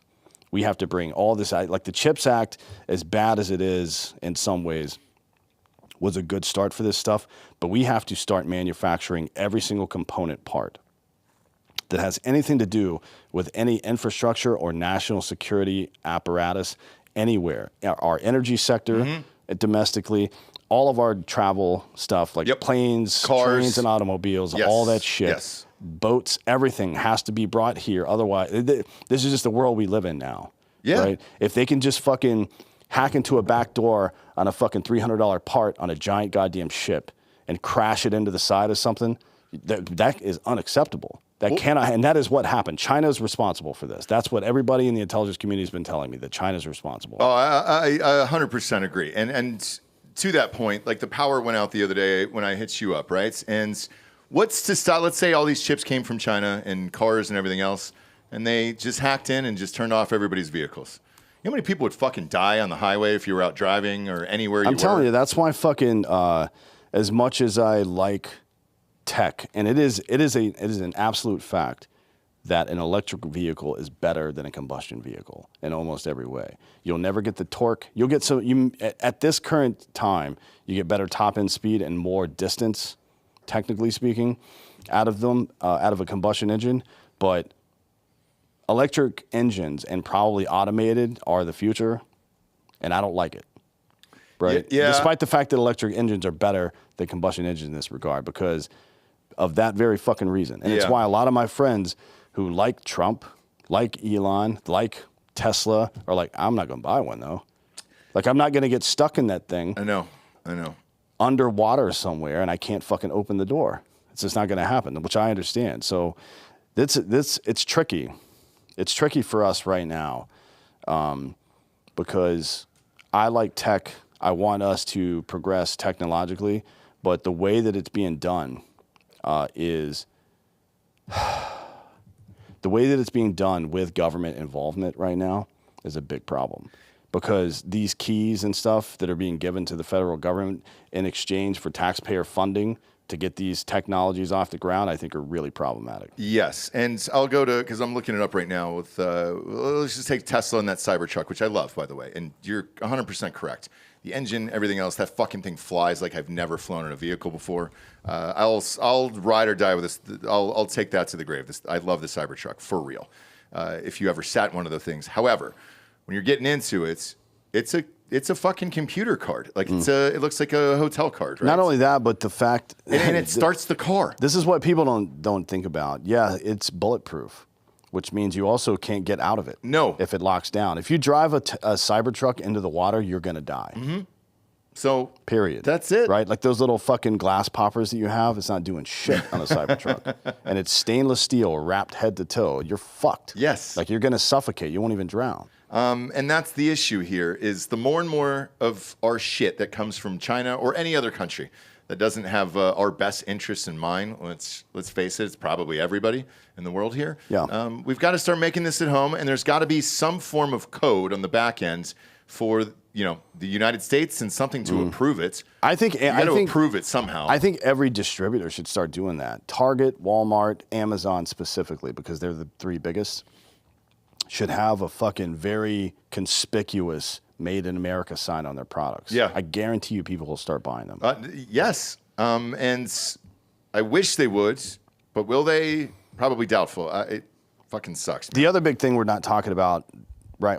People are talking about, one we're not talking about on this show right now, is the fucking drones that you can buy for $100, $200, $50 on the internet. They're super cheap now. And put a 2-pound bomb on it. Yeah. And fly it anywhere you want. Mm-hmm. Right? Like and a lot of this stuff is being made overseas as well. Now, luckily, I don't know if you saw Hex's little video a couple weeks ago, but it's we're starting to bring some of the drone manufacturing back here. But we manufacture a lot of stuff here. We manufacture ships. China's out-manufacturing us on ships like 30-1 or something right now, by the way. They're also putting up a bunch of new power plants that we're not doing. But finally, the Trump administration started talking about it this week with AI. It's because of AI. The real solution for AI is compute, and that means energy. Like, we have to start building nuclear reactors all over the country. Otherwise, we're going to fucking lose that, too. So it isn't just the thing that we're building. It's where the parts come from, right? Mm-hmm. So somebody in the chat just said a second ago, you don't even need access to the PLC itself. If it's linked to a network switch, you just get access to the network switch and you control the whole thing too. And you can literally shut the boat down or guide it wherever the fuck you want. We cannot allow China to remote control our shipping lanes. That seems like a bad idea. It's an awful idea, and it's going to get worse. And we think this wasn't just the isolated incident. Like there's one other one. Yeah, there was one like two months before, I think. I remember. And they were real close together. It was back to back. Both of them seemed very suspicious. We show the videos on the show when it happens. You can physically see the power going out. All right, our next sponsor is mybookie.com. Promo code Drinkin Bros doubles that first deposit all the way up to $1,000. Get off the couch and get into the action today with mybookie.com. You guys had popped in here, our listeners who brought us the Real American beer here for Hogan, dude. Again, RIP to that. You were asking about the golf picks. So we host a golf show as well. Where are we at here on the leaderboard today? Svensson went 11 under, so first round leaders are, toast. Who is that, by the way? Adam Svensson, he's Canadian. Gross. Get him out of here. Get him out of here. Get him out of the fucking country. Didn't we tariff those guys? What the fuck's he doing playing? I bet you this tournament's in Minnesota. Where is it at? Well, yeah. Yeah. We discussed this. We did an entire episode on it. Did we? I don't even remember what yesterday was. When you lose a fucking childhood hero, Delco, I'm sorry, but I grieve really fucking hard, dude. All right? Is this guy Somalian that's winning? Kidding. There's some very low scores on here today. Pretty Ricky was at fucking -6 there. Oh, my boy Grillo's in the mix at 6. Let's go, dude. Yeah, fuck yeah, dude. I feel good about this. All right. Are any of you guys up here? Jake Knapp's coming. Is he? Where's he at? I sprinkled Jake Knapp as well. He's at 3 under, but he's got plenty of holes left. All right, good. So does she. Yeah, she sure does. Go ahead and jot that down. Yeah, go ahead and take notes on that one. Plenty to bet on right now. A lot of people hit me up. Josh McClurg hit me up yesterday, and he said, when are you guys doing the pre-prediction show for college football? We always do a way too early pre-prediction show for college football and the NFL. I am really fucking good at that, and that is coming up. I think Derek Wolf's flying in, I want to say like the 17th or 18th, so it'll be just in a couple weeks, guys. I mean, we're fucking moments away here. Dude, I was even looking at week 0 games. Bob, pull that up for week 0 for college football, dude. There's a fucking banger on at noon where I was surprised. It's like Iowa State versus maybe Kansas State, I think. Yeah, it's in Ireland. Oh, is that the Ireland game? Yeah. Good. All right, cool. At least that'll be close, I think. The Big 12 is also doing a deal with WWE where they're both going to be in the same cities for 4 different weekends. They should do some crossovers. Fuck yeah, dude. Because that's like the natural next step for a guy who's like got the riz, but not necessarily the capability or the body, or maybe he's got injuries and he just doesn't want to continue in UFC. Just slide on over. Well, Netflix will own the NFL in 2.5 years anyway. So Kansas State, Iowa State, you go over for the game in Ireland. You the night before go to SmackDown or something. I'd love to. Are they gonna have a SmackDown the night before? Yeah. In Ireland? That's a really good idea. Fucking dude. To have college football, pro football, and then SmackDown Saturday, Sunday, Monday. I would stay the whole fucking weekend. I would belt off, dude, and just go ahead and strangle bait over in Ireland right after that happened. Man, I wouldn't even use a spotter for that. If I could see WrestleMania on a Friday, college football on the Saturday, and then just rage on into the NFL. I know the NFL doesn't start till later, but even those 2 events are enough to strangle bait without a spotter. So yeah, dude, I wouldn't even put those rubber thumb grips that I usually use on the big toe, to kind of gain some traction there when I hang myself from the chair and masturbate. But yeah, man, that's a brilliant plan, and let's face it, Netflix is going to own both of those in 2.5 years. So, yeah, dude, go back to back with that shit. That's America right there. Fucking A. American Ireland. Let's go, dude. Let's go. But head on over to mybookie.com. Promo code Drinkin Bros doubles that first deposit up to $1,000. 2 weeks, we'll be doing both of those shows, picking the national champions. And I've been doing research already. Penn State, man. A lot of people have got Penn State, which I normally would, but we were at that spring game, and you can't throw an interception in a 7-on-7 drill. So we'll see. I'm not sold on it yet. Who I'm going to pick? Have you heard this story about Brock Lesnar being banned from everything? What do you mean everything? Like he's banned from WWE, UFC, everything. Yeah, well, he's got a federal suit against him right now. Yeah, I didn't know that. Yeah. That's what people are saying. Cormier was talking about it the other day, but that's what people are saying. It's because of the stuff with McMahon. It is, yes. Shitting on people. No, well, it's a federal suit, so they're trying to get him on. Bob, is it trafficking, like sex trafficking or RICO or something like that? Brock Lesnar. It's Brock Lesnar, McMahon. It's sex trafficking. There you go. Yeah. So that's why he's banned from everything. I think he's going to be fine. Have you seen his daughter? Yeah, it's just him. It's him, but she's crushing world records in shot put right now. She's in college, and she could be our Olympic champion here in 28 in LA. So fuck yeah, dude. Let's go. Good for her. We need it. Yeah, and then head on over there. So, dude, if you believe in your team, now's the time to get in on it. Same with the Heisman Trophy and Super Bowl and everything else. Now's also the time to go buy the new NCAA football game. Is it out? Came out on Friday last week, I believe, on the 18th. And start playing as Texas State. Texas State. We are Bobcats here. We're Bobcat fans. Whenever we're not physically at Penn State or Ohio State, we are Bobcats. Correct. For the time being. Yes. So go play as that team. They get more money in NIL. They get more money in NIL. They just joined the Pac-12 for 26. Yep. So it's gonna be good. I like it. I've got a jersey on the way. I'm super amped. We talked to the president at university here, and we said, look, as long as we live in Texas, our Texas team will be the Texas State Bobcats from now on. There's no Longhorns. There's no Texas Tech.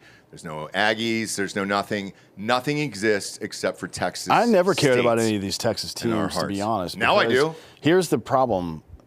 A&M kept having top recruiting classes before NIL, by the way. There was 2 years in a row where on defensive line and linebacker, they had 6 of the 8 top fucking either transfer portal guys or recruits. 2 years in a row. They didn't do shit.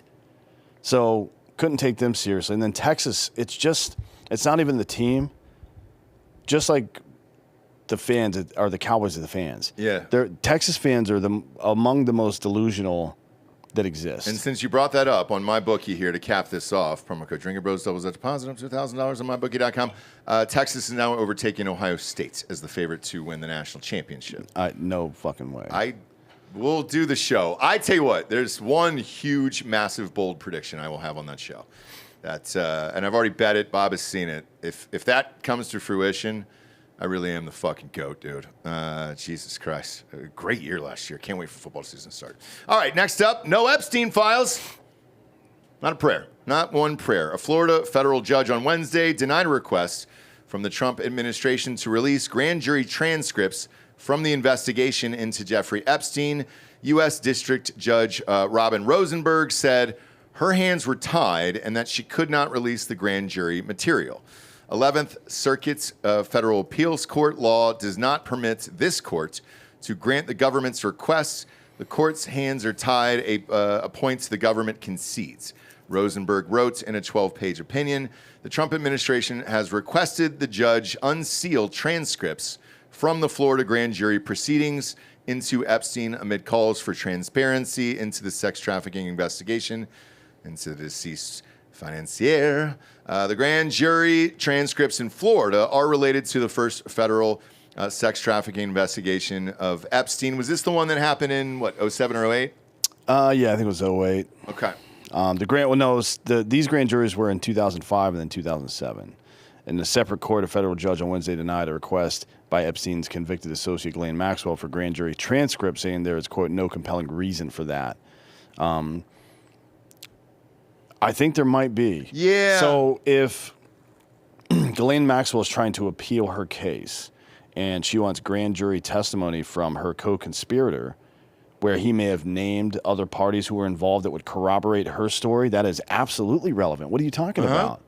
How could that not be relevant? I don't understand. I mean, it's obviously not relevant if they're trying to cover the whole thing up, right? But that's the reasonable mind rebels at the idea that somebody who is in prison for 20 years, who is trying to file an appeal, who had a co-conspirator who was also on trial, who was deposed numerous times, and then witnesses were also deposed in a grand jury numerous times, that she would not have access to her co-conspirators' grand jury testimonies. That's insane to me. That doesn't make any. Maybe there's a lawyer out there that can explain to me how this makes sense, but it doesn't to me right now. I don't get it, man. And I'll ask you this. Maybe you have the answer, maybe you don't, because this Epstein thing isn't going away anytime soon. By the way, it was reported actually, I think in the Wall Street Journal last night, that the DOJ and Kash Patel had personally informed Trump that he was on the Epstein list and all over the S. Well, actually, it was reported a month ago by me. Right. That Pam Bondi told him that she had a team of several dozen people pouring through these files, and Trump definitely knows he's on that list. Yeah. So finally, mainstream news has reported this, right? If they're reporting it, you've said it. It's hard not for me to not believe that Bondi, Patel, and Bongino are all in this thing together. I don't know anything about what Patel and Bongino have done. I know about Bondi's involvement specifically, and she's their boss, so I don't really need to look farther down the chain for answers. If you're at the top and you're doing shit, I don't need to know who else is involved. You're the fucking boss. Yes. She's the boss. Yeah. And then Trump is her boss, and he's also involved. Not in anything criminal. Again, even covering this up technically wouldn't be criminal. He's under no obligation to release any of this stuff. He should, morally and ethically, and as a promise to the people that fucking voted for him, he definitely should. But he's not required by law to. So it's not like, that's not what it is. It looks bad. Looks terrible. It looks really bad. I mean, like, everybody's calling for different things, and you've got Don Jr., and you've got Kash and Dan Bongino. You've got fucking J.D. Vance, fucking Tulsi, everybody. Everybody on record at one point or another saying we want to see this shit. Yeah. And then you've got Alina Habba like, oh, it's terrible. All the stuff, the flight logs, the this, the that. And then Trump 2 weeks later is like, nah, didn't exist. No. What, you guys crazy? Bob, go to not this video, the next one. I just sent you real quick on your Twitter. It's a longer one. By the way, they can fucking prosecute and convict and imprison Hillary Clinton, Bill Clinton, Barack Obama, James Clapper, James Comey. I don't give a fuck. I still want this. Same here. Nothing you can fucking do is going to make me not want this. And I'm going to bitch until the day you fucking release it. I want all of it. I want all of it. Like, even the Obama shit, I voted for that too. I voted for this too. So yeah, play this clip here because this is going viral today. You know, it's the same thing with Epstein's list. It's like, what the hell are these Republicans doing? Feel more you than Oh boy, you've got multiple videos You've got fucking porn playing on your computer at work in the background. Just an Jesus absolute amateur. Christ, you fucking trash panda. You were on company time watching pornography. Schofield says that Bluey's dad is on the list. You guys heard anything about that? I've not. They're Australian, If so Bandit Healer is on the list, I'm going to lose my mind. Yeah. What's the other one's name? Bingo? Bluey and You Bingo ready, are Bingo? Are the kids, and then Bandit and Chili are the mom and dad. I'm doing this for my kids. Dance mode. The amount of times I've listened to dance mode in my car with my 3-year-old. Play. I know all the You know, words. it's the same thing with Epstein's list. It's like, what the hell are these Republicans doing? I saw you give out the list. I saw you make news this morning about that. I got to get to that. Yeah. You say that the FBI has Epstein's list. They're sitting on it. That doesn't seem like something you should do. You're protecting the world's foremost predator. That seems like an evil thing to do, regardless of who may be embarrassed in the release of that list. Why is the FBI protecting the greatest pederast, the largest scale pederast in human history? Simple, because of who's on that list. You know, it's the same thing There with you go. Epstein's list. It's like, Press what the hell? pause. That's it. That's it. This is why we're asking over and over and over again, is because you hadn't shut the fuck up about it for 10 years. Mm-hmm. So if nobody would have ever said anything about Epstein, ever, back in what 2017 when I think this case actually went to when they put him in prison, or 2019 whenever it was, like, cool man, I wouldn't ask. Would you ask? I wouldn't say fuck. I would be like, all right. I mean, a lot of stuff can be true. It can be true that none of these people knew anything and they just ran on this as a campaign, and then they got the information and saw Trump's name everywhere and like, oh shit, we can't release this. It could also be true that Democrats did not give a fuck until Trump was in office. You can go to Google, search for mentions, just pick any of your favorite leftist commentators or politicians, search their name along with Epstein. For the time periods from like 2016 to 2024, you will find zero results. I've done this extensively over the last couple of months. They don't give a fuck about it, so that's two things that can happen. Yep. And even if I've said this before, there's two dichotomies going on here. One is that regardless of what happened with any celebrity or politician regardless of what happened with the intelligence community, we know two things. There's two dichotomies. One, we know for a fact that Epstein was entangled with the American intelligence community and also the Israeli intelligence community through Ghislaine Maxwell's dad, Robert. We know that for a fact. It's not fucking conjecture. That is a fact. He was literally the financier for the largest weapons trafficker for the CIA throughout the 80s and 90s, period. Right? And then the other dichotomy is, and that doesn't imply necessarily that he personally was running blackmail operations, which is the second dichotomy. It could be true that he was involved in the intelligence community and was just a pervert that had pervert friends who happened to be rich and famous people. It doesn't mean there was a blackmail operation by America or Israel necessarily. What it does mean is that he trafficked kids, underage women, to a private island, and celebrities and politicians went there. Yep.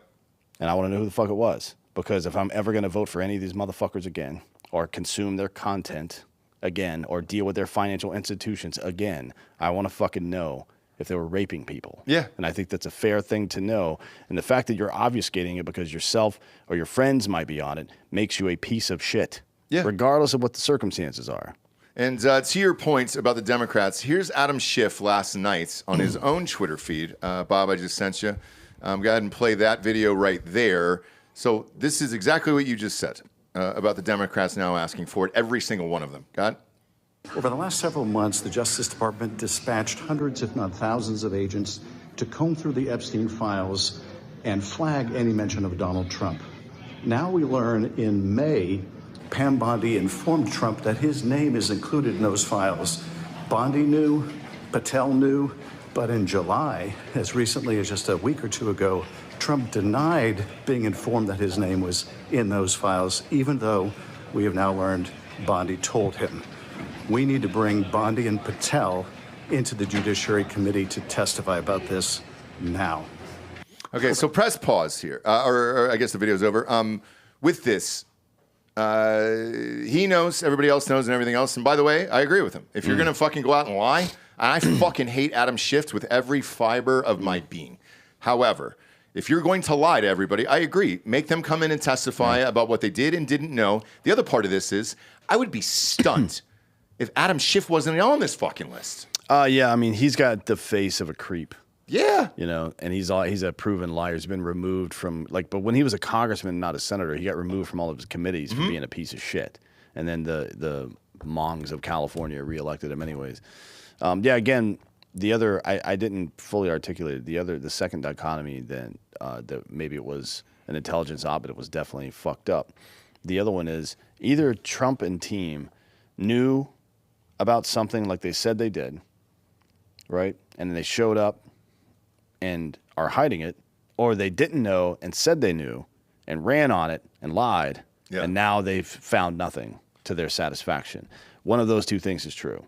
That is the binary dichotomy that is happening right now. So they either can never be trusted again or they can never be trusted again. It's that simple, right? If you lie openly like that, whether it's to get elected or to hide people from fucking justice, then you can't be trusted. On either side. And I don't care who the fuck it is. And that's why this is so important. And that's why this story is going to fucking linger forever. It's hilarious, though, to see all the Democrats immediately call for the release when, you know, Clinton obviously is all over the goddamn thing. I mean, there's photos of underage women giving him massages and all that other bullshit. But I think the reason why an Adam Schiff, this piece of shit that we just played, is calling for this in the open things because he knows the other side isn't going to do anything. Therefore, you can just have this 50-50 stalemate on this issue and then try to drag it out. Yeah, so this is the problem that you as the individual, the voter, where you get yourself into trouble. When you join a cult, right? When you don't have actual principles or don't understand civics, don't understand reason and logic and all this stuff, you are forced to take a side most of the time because that's just the way things are now. And you're taking a side based on tribalism, the side you've chosen. You're shaping your opinion about specific principle-related issues based on the side you've chosen. That's fucking stupid. That doesn't make any sense. That you are not a principled person if you think that way. Right. And then what do you tell your kids? Like, For real, I get a daughter. What do I tell my daughter? Oh, hey, man, yeah, I guess we're just gonna gloss over that whole fucking thing. No, dude, and you're right. Yes, your people are cheering like a football team. I don't. At the end of the day, because I love Trump, I do. I think this is a colossal mistake by him not to just come out and say, all right, dude, I hung out with a dude. Because Megyn Kelly came on air yesterday, the day before, and she even said, look, did he fucking know? Did they know each other? Were they at the same parties and all this other shit? Was Melania potentially introduced by him? Maybe. But that's embarrassing. It's not career ending. And all these other motherfuckers were there too. If you would have handled this better, this would be a non-story probably, and just come out and said, all right, yeah, we were all there and everything else. Shouldn't have ran on it, which he did. And we just want answers at the end of the day. That's it. Like the fucking Obama shit, yeah, that's what I voted for too. He said that in the campaign trail. Great. Talk to me about the Russian collusion thing. Talk to me about the Biden shit, the auto pen, the fucking who was running the country, all the other stuff. All that stuff you said in the campaign trail, I want all of it. And to what you just said earlier, to your point about you're not going to stop with the Epstein thing because we want all of this. Mm-hmm. All of it. This, we voted for all of it, not just one thing. We voted for everything he said. All of it, myself included. If you find yourself in a situation where you're excusing things, I mean, this is just how people think, by the way. It's not abnormal, and it doesn't make you a bad person to give the benefit of the doubt to people that you like and know more. That's normal to do that, right? But you do have to challenge those assumptions. When it comes to politics, you don't know these fucking people. You don't know Donald Trump. Right. I'm sorry. I know that like this is the most accessible politicians have been in a long time, probably since the early part of the 20th century where you could just fucking see one walking around on the street. President had no security team, is just some guy walking around. Shit's not been like that for any of our lifetimes. No. The president is some dude way the fuck over there. And now you can chirp at him on Twitter. You know what I mean? It's different now. And people that you know might be involved in the goddamn administration in some way or another because that's the way it is now. But these are not your friends. These people are not your friends. You don't know them. So make sure that you're making decisions based on what your actual principles are. It's fine to consider the possibility that the Democrats may have tampered with the files at some point. That's fine, right? But they didn't tamper with files that are audio recordings and video recordings from 2005 and 2007 that we should have access to that lay all this out. That's not a thing that happened. I'm sorry, but that didn't happen, right? The transcripts from said audio recordings as well. Maybe they were manipulated, but the audio would still be there. The original audio would still be there. The fucking DOJ tried to put out an edited file, video file from Epstein's prison, and fucking the internet knew within an hour. Because it was like on the most basic software of all time. Yeah, like we have the best AI technology now, and that's the video you put out? Yeah, people know this. People know this. It's fine that you think that the Dems are coming after Trump. That's fine as well. But this is how fucking moral cowards and woke people think. It's okay to do the wrong thing if it's for the right reason. No, that is wrong. That is not how life works. And if you allow yourself to get captured by that ideology, you become the very thing that you tried to stop. Just on the other side. And I have no fucking time for that. And I certainly have no respect for people who behave that way. And for me personally, like, look, you guys know I'm a big Trump guy. I like Trump. However, if somebody makes mistakes, you have to call them out, or you're just a fucking asshole. And like, to me, the two biggest that are the most glaring are the Epstein thing and this big, beautiful bill. Everything else he's done, I'm pretty fucking happy with, dude, as a Trump voter and a supporter. All this other shit that's going on in the background, I like all of it. Those two things, though, yeah, I'm fucking pissed about, so I'm going to voice it. Do I still think he's the best president I've had in my lifetime? Yes, I do. The other side of that is, Trump did these three things I don't like, so fuck him. It's like, all right, I guess, right? Like 3 out of 400 or whatever. It doesn't matter if it was 3 out of 10. Yeah. There's still 7 out of 10. You're not going to get perfection out of any of these people. The point is to try to get as perfect as possible. And the way that it doesn't happen is if you fucking excuse people when they do bad shit just because they've done good shit. And it also doesn't happen if you throw the baby out with the bathwater, which is to say, get rid of or like completely trash them all the time. People fucking talk shit to me all the time. Like, oh, you just fucking don't like Trump. Like I say just as much good shit about him as bad shit. That's just not true. Yeah. And then for me, the last one with this is Vance. And everybody's asking, why doesn't Vance have a statement on it? First of all, J.D. Vance is very fucking young. And he had nothing to do with Epstein whatsoever. And he's trying to become president of the United States in 2028 and beyond. Hopefully 8 years. I fucking love that guy. And yeah, if he had nothing to do with it and everything else, I wouldn't say shit either if I were him, man. And let's say he does get in there in 28, and then he wants to go back and say, you know what, man, Trump's name was on these files and everything else, and here's why he did what he did. I'm the vice president of the United States, and there's nothing I could do about it. I didn't even know that he has access to those files. You would know that maybe better than I would. I mean, not necessarily. Yeah, I don't think so either. You got to have clearance, which he probably does to some degree, but then you have to have need to know as well. Yeah, and I sincerely don't think that J.D. Vance really knows. I think he's probably heard the same shit that we have, or maybe the same shit that Adam Schiff just said of like, all right, there was a meeting in Bondi and Patel told him, but as far as to what extent that relationship went, I don't think he knows or us, to be honest with you. But yeah. Next up, sponsor-wise here, we got AmericanFinancing.net/Drinkin Bros. Prices for the last few years, thank you, Jerome Powell, have been high, continue to be high because the Fed won't cut the goddamn interest rates. A lot of people have had to reach for their credit card to cover bills. Credit card debt has reached an all-time high, and it's trapping Americans. If you're a homeowner out there, this is for you. American Financing can help homeowners pay off the high-interest debts on their credit cards by using their home equity. How? Your home equity, that interest rate is right around 7.5% to 8%. Your credit cards are typically anywhere from 20 to 30%.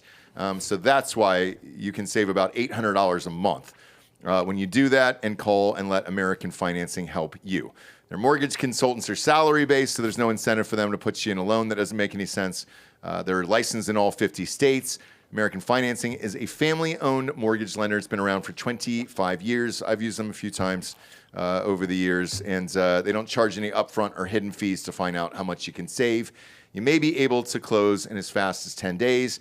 You might also be able to delay up to 2 mortgage payments, creating more savings up front. They've helped out hundreds of thousands of homeowners create meaningful savings, and it's reflected in their Google reviews. Call today at 866-887-2275. That is 866-887-2275 or AmericanFinancing.net/Drinkin Bros. Their disclaimer on the Better Business Bureau there is that NMLS 182334, and you can check that out at nmlsconsumeraccess.org. Bob always puts the video and audio descriptions. He puts the advertisers in the video and audio descriptions, so you can check that out for yourself. Again, I'm grieving pretty fucking hard here today over Hogan, dude. So this is a rough one for me. All right. Next up, we got Air Force Airmen killed by SIG 320 M18. You want to do this story here? Yeah. This is more your wheelhouse here. Yeah, so the U.S. Air Force Global Strike Command has paused the use of a handgun following the death of a security forces airman at a base in Wyoming. The use of the M18 pistol, a variant of another gun that has been the target of lawsuits over unintentional discharge allegations, was paused Monday until further notice following the tragic accident on Sunday at F.E. Warren Air Force Base in Cheyenne, Wyoming. Security forces airmen at all command bases, quote, will conduct 100% inspections of the M18 handguns to identify any immediate safety concerns, it said. No name on the guy, but it was a sergeant on staff duty, I believe, or something like that. I don't know what the Air Force calls it, but had the SIG 320 on his holster and the Safariland holster, took it out off of the well, I'll get to that in a sec. But set the gun down on the desk, the gun goes off, shoots him in the chest, and he dies. Now, this particular weapon, the 320, made by Sig Sauer, has had some problems. They got a big contract back in the day to replace all of the sidearms in the U.S. military for all branches, right? So they went from, I think it was the M92 Beretta.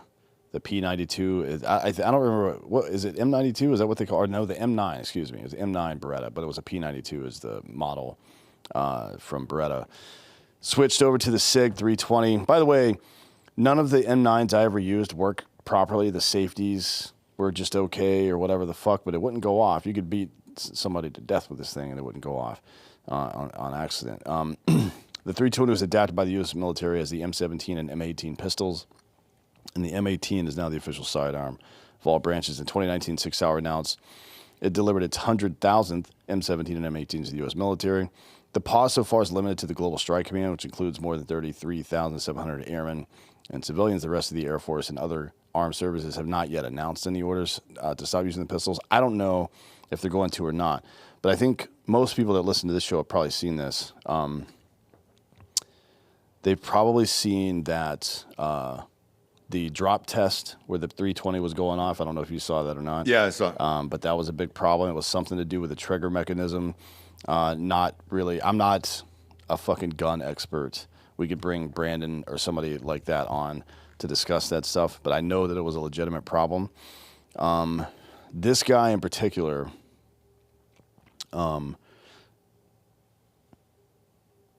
he took his holster off using the quick lock system, which is something that Safariland puts on their outside the waistband holsters, right? Okay. So there's a quick lock system. The holster part that holds it to your belt will stay on, and you can pop the thing off using the QLS, basically. Just pop it off and put it on the table. I don't see how, I mean, there's an investigation going on right now. I don't see how this could be user error because the trigger isn't available when it's in that configuration. Like, it's, hang on. So you see how in this, you can't, there's no way to reach the trigger in here. Yeah. So if it goes off, it's because of a malfunction. It's not because of user error. That's not the same. This is a Henry, obviously, but I don't know what to think about this. I know it's a tragedy, but there's been a lot of pressure for the U.S. military to replace this and to void this contract because there's been a number of these incidents, both in the military side and on the civilian side. And I don't know what they're going to do. Yeah, I don't either. It's SIG, right? Dan? Yeah, 6 Hour. Yeah. That's what I'm saying. So, like, you know, obviously they were a sponsor on the show for a few years. I own a SIG, full disclosure, and I love This is a SIG. This is a Fuse 3. This is a SIG Fuse 365. I've got that wood grain grip as well, and I'm a big fan of that company. I don't know what's going on. I don't know the answer. And yes, we could bring a gun guy on like Brandon Herrera to fully explain it, but it's certainly a strange story. You know? Yeah, I mean, it's not great. So this is a SIG Fuse 365. It has a different firing mechanism than the 320 has. The 320, people were like dropping it back here, and it was cycling or something like that, and forcing the firing pin forward and firing off rounds just by dropping it. Ooh. I've seen it. I haven't seen it personally, but I've seen it recreated on video. Yeah, I've seen it recreated. I've never seen it. Now, my understanding was that they fixed all this shit because there were some changes made or something like that, and then SIG put out a statement which was like a really bad apology or statement about it. SIG, they took a lot of heat and then shut the comments off, obviously. Yeah. But yeah, I mean, I've never had any issues with this particular gun, so I'm not going to trash SIG entirely. But it would be nice if somebody somewhere at some point would take accountability for fucking up. For sure. It sounds like they fucked up here. I don't know the answer. I own two now that I think about it. And I've never had an issue with either as well. So I don't want to trash them until we find out what the actual answer is. But like, the Secret Service and the I've had two of those for 10 years now. Secret Service and a lot of cops and SEALs, I think, for some amount of time have used the 226. Very popular gun. I think, as a matter of fact, I think Secret Service still uses the 226 now. They've made great guns over the years, but this one apparently is not one of them, at least according to what I've understood about it. Well, you can always nuke it and, start over, I guess. But maybe somebody else might get that contract. I'm not sure what happens there. Yeah, I think somebody is in line. I think the people. Are you allowed to say? The people I know at DOD have suggested that Glock is probably going to end up taking this contract. Okay. Which is fine. You could throw Glock into the wall and it won't go off. So yeah. Just a Glock 19. I don't know why they didn't do that in the first place. It's an easy one to use. It's simple, and there's no mistakes in that. A couple breaking news points here before we get to Drinkin Bro of the week. One, Lara Trump has opted out of running for Senate chair down in North Carolina. She's not going to run for anything. Well, she was. They had asked, and she said, yes, I would consider it.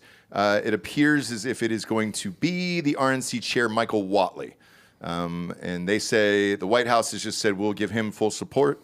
And for North Carolina down there, that guy's fine. I understand the Lord Trump thing. Like, she's married to Eric. He is literally one of the fucking busiest dudes on the planet. If she was in Senate on top, there's two schedules and their kids. They would never see each other. Yeah. He runs Trump Inc. right now. Eric is basically the CEO of Trump Inc. They're too family friendly. This makes. I don't know why she keeps saying she'll consider it. There's no way she's doing anything. Well, she said if asked, and there's no other candidates, and we got to go out and win this fucking thing, I'll do it. And she's always been a fucking team player, so her I actually believe. And Eric's been on the show before. Eric works his fucking ass off. So, yeah, I think family and kids and all this stuff means too much to rather be apart that much. Somebody in the chat, by the way, says that their cousin, I won't say your name out loud because I don't want to call anybody out, but their cousin was at the base. And the word on the street is it was the sergeant's buddy whose gun got set down, but it did just go off. Like it wasn't his own gun is the story. Oh, gotcha. That, just for clarification. Not that it... So neither are great, but at least that would make just sense, I guess. If you're going to take anything from it, keep your weapon pointed in a safe direction, even if you think that everything's fine, because who knows, you don't want some fucked up shit happening like that. But, yes, why risk it? Yeah. Why risk it at the end of the day? And then last bit of breaking news here, which is really fucking interesting, is the Trump administration is apparently the Justice Department is there at the jail with Ghislaine Maxwell right now, interviewing her currently as we speak. It's already over. It is over. Yeah. And she answered all of the DOJ's questions, is what the report I saw was. Really? She never invoked the Fifth or anything, which why would she? She's trying to get a plea deal. Well, if nothing happened, Dan, why is she in prison? So yeah, I'm sure the conversation went like this. What else do you have to say, Ghislaine? Oh, I trafficked all those people to no one. Because here's where it's going to get real fucking interesting and why this story will never go away is she has appealed this up to the Supreme Court. And she has a case. If the DOJ and Trump and the president and everybody else is saying it's all a hoax, why can't her lawyers say the same thing? Like, I understand. So this is heating up. The problem with this is, though, I mean, just thinking about this out loud now since it's happening live, is if they let her go and release her or cut her time down or whatever, you can guarantee there was a conversation that says, all right, let's go through that list together. Now, here's what I want you to say about this list. Yeah. You know what I'm saying? And that's the fucking problem. Yeah, nobody's going to believe it anyways. Yeah, no one's going to believe it, and then Mossad will clip her as soon as she's out. Yeah. If she says anything about anything, which she won't, like they never do. Yeah. People that work for, and by the way, the smoke, Whitney Webb is a good resource for this if you want to look her up on Twitter. She also wrote a really good book about it. But it's not Mossad, it's Military Intelligence Directorate, MID, and Israel is who the Epstein stuff was allegedly flowing through, not Mossad. Yeah. But yeah, we'll get Whitney on as a guest at some point, and we'll talk through all this stuff. For sure. And then are you guys able to come on here? Great. So look, this is the point in the show we get to the Drinkin Bro of the week. You could submit at drinkinbros.com. Before we do that, we would love to have you, but we got some new shirts. Let's start with the blue one. So crackers. Just crackers, dude, and that's just white people. So I want you to wear this because this is part of a campaign. There's another one out there that says Caucasians, but I think this is funnier because Caucasian is not a slur. Crackers is a slur. Sure. I think Caucasians fell short, frankly. So we made this one instead, and we made the dude look even whiter than he did before. Yeah. Which is also really funny to me.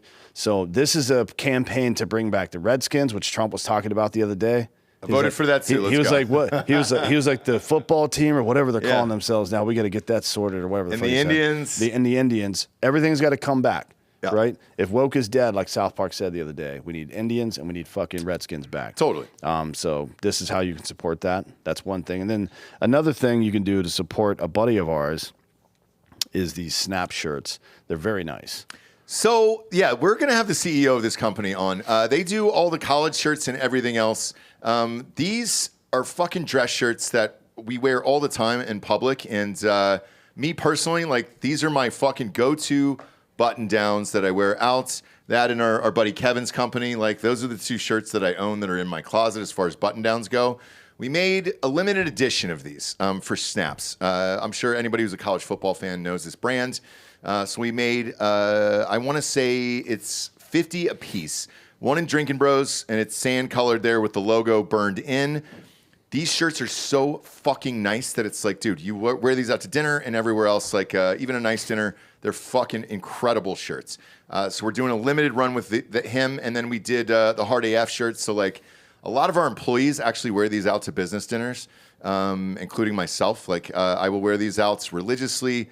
I love these shirts to the end of time. Luckily, he said yes, and we could do like a limited run with these guys. So, and speaking of religion, we're only doing 100 a piece. Speaking of religion, before today, I didn't really have one.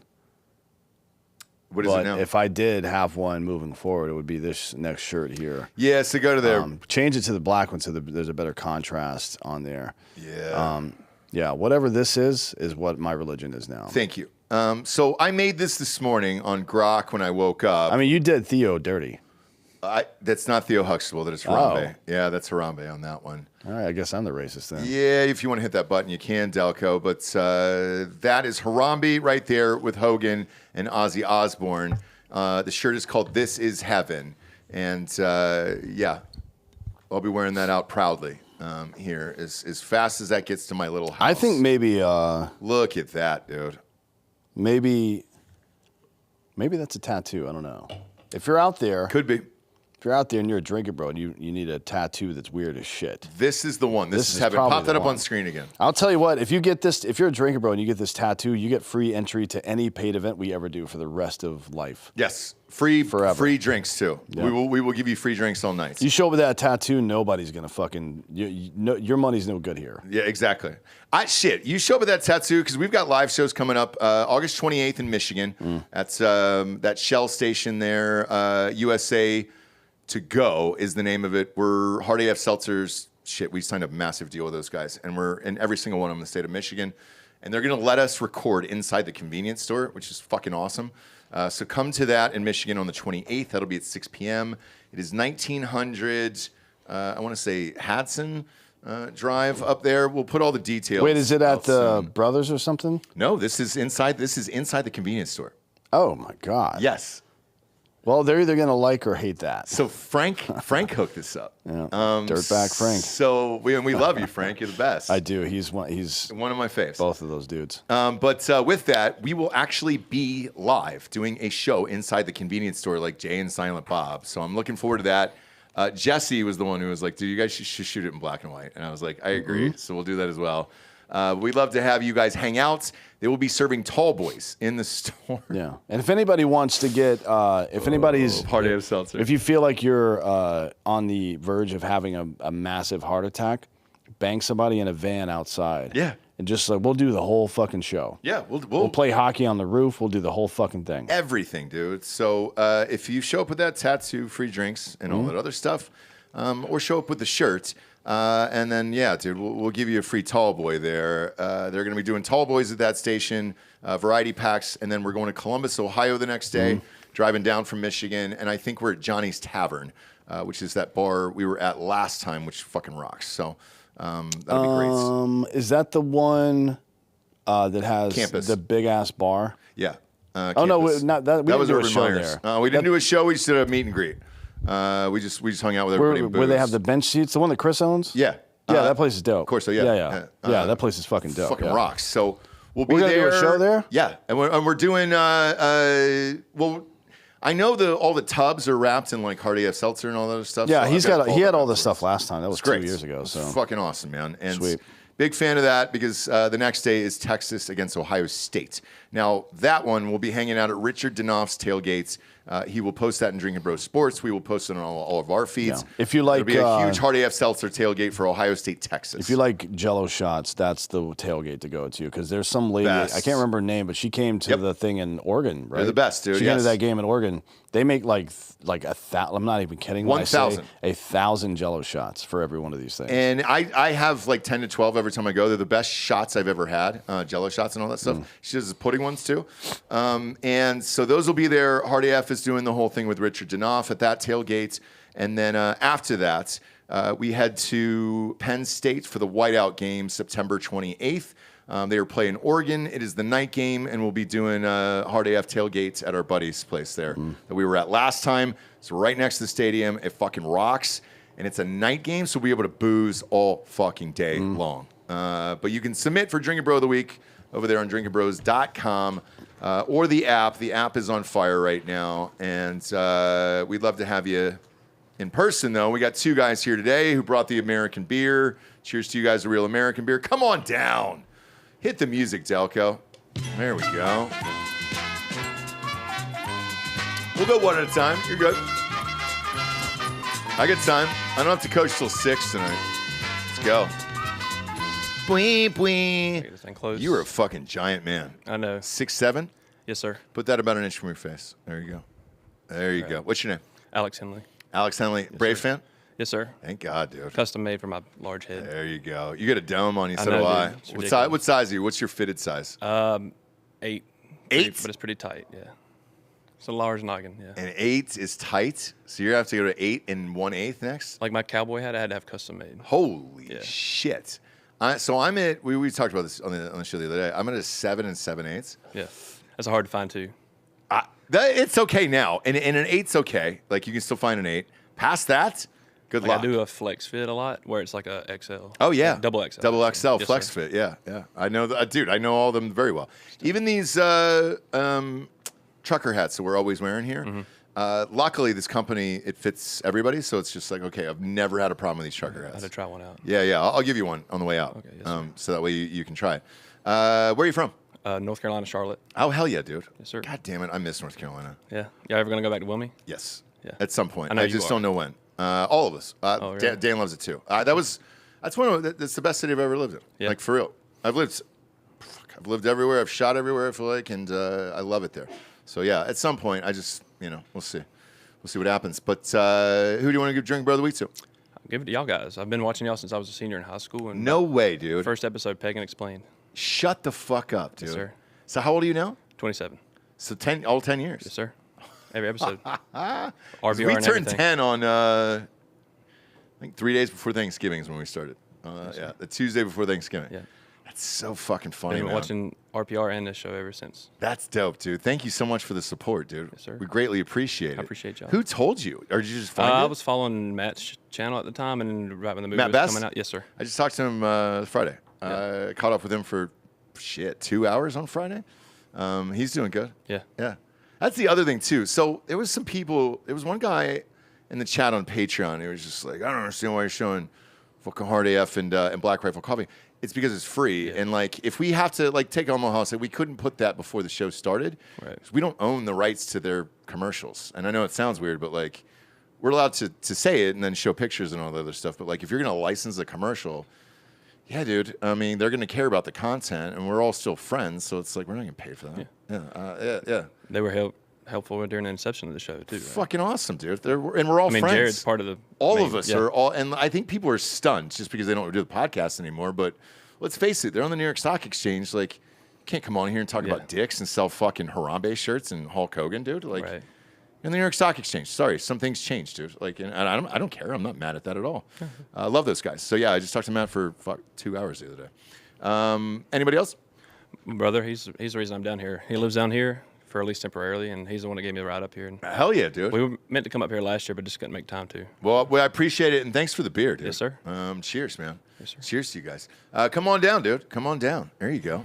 Yeah. I appreciate the nomination, too, for Drinkin Bro of the Week. Thank you. Thank you. You got to stay for both today. Ross Patterson Revolution and Drinkin Bros today. That was a crazy show. Yeah, that was a good show. Sad day. Sad day, dude. How you feeling about Hogan, bro? I'm tore up. I feel like y'all didn't press enough on Hulk Hogan and Macho Man's like WrestleMania moments. Y'all really focused on. Man, and you were talking about times that like wrestling moves you. I mean, Macho beating. I know. Was it Jake or was it? Jake the Snake? Whenever Elizabeth ran back to him. Yeah, Jake the Snake. Yeah. Then you were talking about Hogan. It's funny he got the black eye from Macho Man, allegedly. Allegedly. Here's why I didn't want to go too much into Macho Man. Once I get started on Macho Man, it's like that meme where you just can't stop me the rest of the day. So like I didn't want to. It's not his time. You know what I'm saying? Like I already did a Macho Man show back in the day. It's Hogan's time. It's about Hulk Hogan today. Yeah, always. But I would have. The Macho Man. I was gonna say, the impressions are pretty important with Macho Man. They sure are, and it's endless, dude. You couldn't stop me from doing it. Same thing with Mama, I'm Coming Home. I've been singing that song for days, ever since Ozzy's died, because it's on everybody's Instagram and all that shit. Yeah. Yeah. What's your name? Adam Henley. Adam Henley. Yeah. I just for the people. You know what I'm saying, dude. So you guys are brothers. Yeah. Is he older than you or younger? He's 3 years older than me, so I'm 24. Holy shit! And you're 6'5"? Yeah. And he's 6'7"? Yeah. How tall are your parents? So our dad was like 6 foot, maybe 6'1". Our mom's like 5'9". God damn. Yeah, but our grandparents were 6'8", and then like the other. Who are your grandparents? Abraham Lincoln? No, but yeah, he was pretty tall. Well, to be fair, I was also like 5 years old. Last memory I have of him. So it's like I was not as big. So I'm sure he might have looked even more giant than me at that point. So. All right. Yeah. You got a big head too, dude. Noggin on me. Yeah, but luckily I'm with you. I can sneak into the 7 7/8 category. He's an eighth and a quarter guy. Oof. 8 1/4? He lied. It's that forehead on him. You lied. It's that forehead on him. Wow, it's really, you just outed your brother. He said he could squeeze into an 8. Well, because I have a Happy Gilmore like hat. It says Waterbury Open 96 on it. And he was gonna wear that in here, and he was like, it just won't fit. No. So I was like, dang. Yeah. Are you excited for the sequel to come out tomorrow? Absolutely.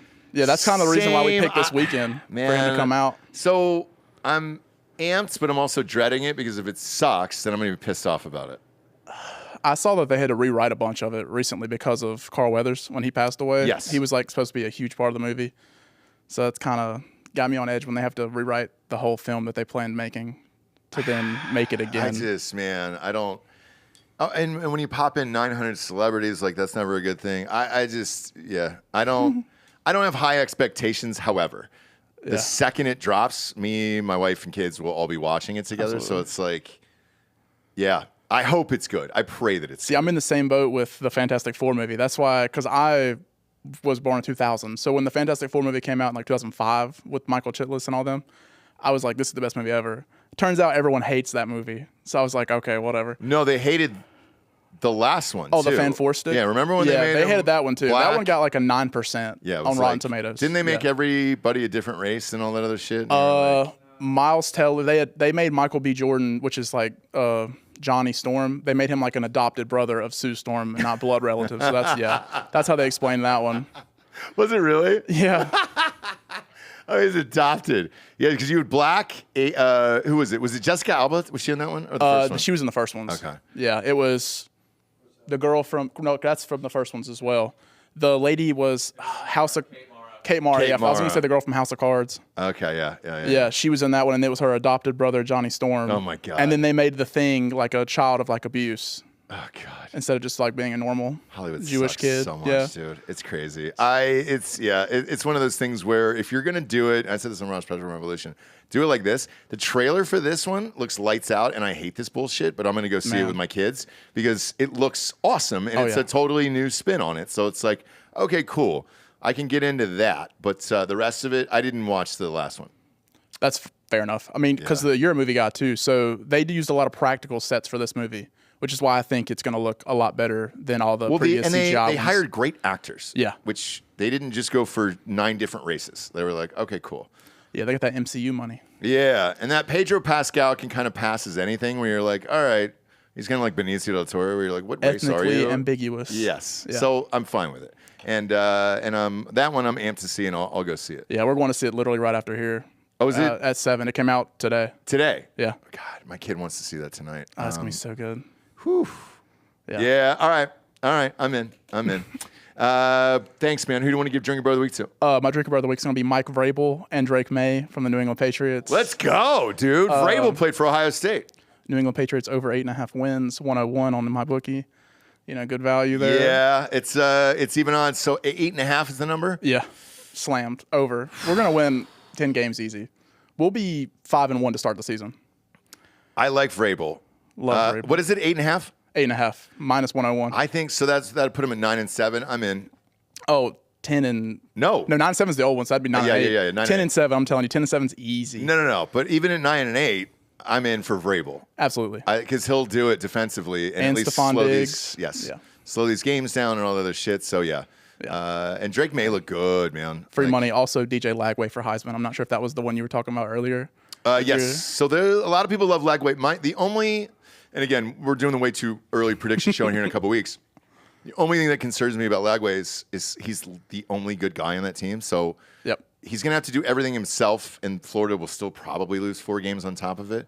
So, it's going to be somebody else who sneaks in there. Florida's got a gauntlet of a schedule, but, if he can just do 10%, their 15%, schedule is so tough, If he can do 15% more than Anthony Richardson, he'll win Heisman.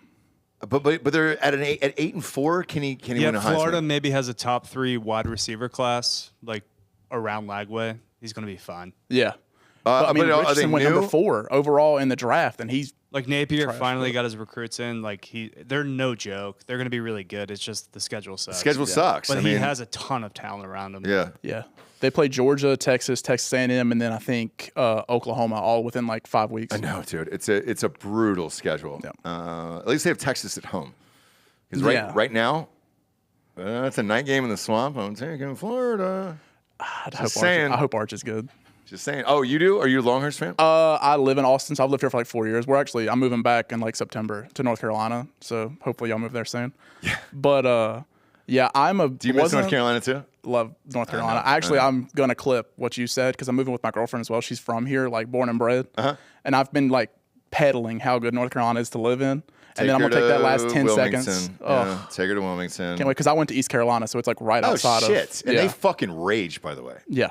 Our team won't be any good this year, but whatever. We haven't had a quarterback since. It doesn't matter, man. So my 2007. first night in North Carolina when we first moved there, some friends of mine from high school lived in Wilmington, and so they were like, "Holy shit, I can't believe you're moving here. This is crazy!" And they were like, "Come to this party in this neighborhood." So we go to this residential neighborhood, super nice neighborhood, and there was a line of 100 cars. Yep. So I'm like, "What the?" I was like, "Maybe this is for the party." So we parked. And then, as my wife and I, she was pregnant at that time with our first child. As we're getting closer, I see this house, and the side of it's as big as the studio, right? Yep. And it was a big house, and there was a huge fucking projector screen on this thing, and there was 100 people in this guy's yard. Yeah. And I'm like, and they're cheering, screaming, everything else. I can see that it's football as we're getting closer and closer and closer. And I was like, what team is this? So I walked up, and I was like, I just tapped this dude on the shoulder. I was like, what teams are you guys watching? And they were like, Eastern Carolina. They looked at me like I was fucking retarded. And I was like, Carolina Ross. Oh, Eastern, whatever, dude. And I was like, don't Scott Van Pelt us. I go, is this a thing? Is this team good? Are they ever gonna do anything? And they go, well, we're gonna hopefully win our division. And I was like, okay, but you're never ranked or anything, right? No, we were ranked one time in 2007. Whenever we had Chris Johnson. Yeah, that's it, right? No, yeah. But that's the point of college football. It's not all just national championships. It's winning your conference. It's not. And by the way, it all depends on where you went to school, right? So all these guys, to the point I was making, are diehards, and they fucking partied. I did not know it was a massive party school. Yeah. They go to all the games. They're all sold out. Everybody rages. They have huge tailgates and everything else. Oh, yeah. I was I had no idea because, obviously going to Ohio State and things like that, you don't hear about these schools. Yeah. So when I saw it in person and I saw their fan base, I was like, oh, shit, dude. And it's the same way. That's why we love Texas State as well, where it's just they're fucking diehards, where you're like, all right, cool, man.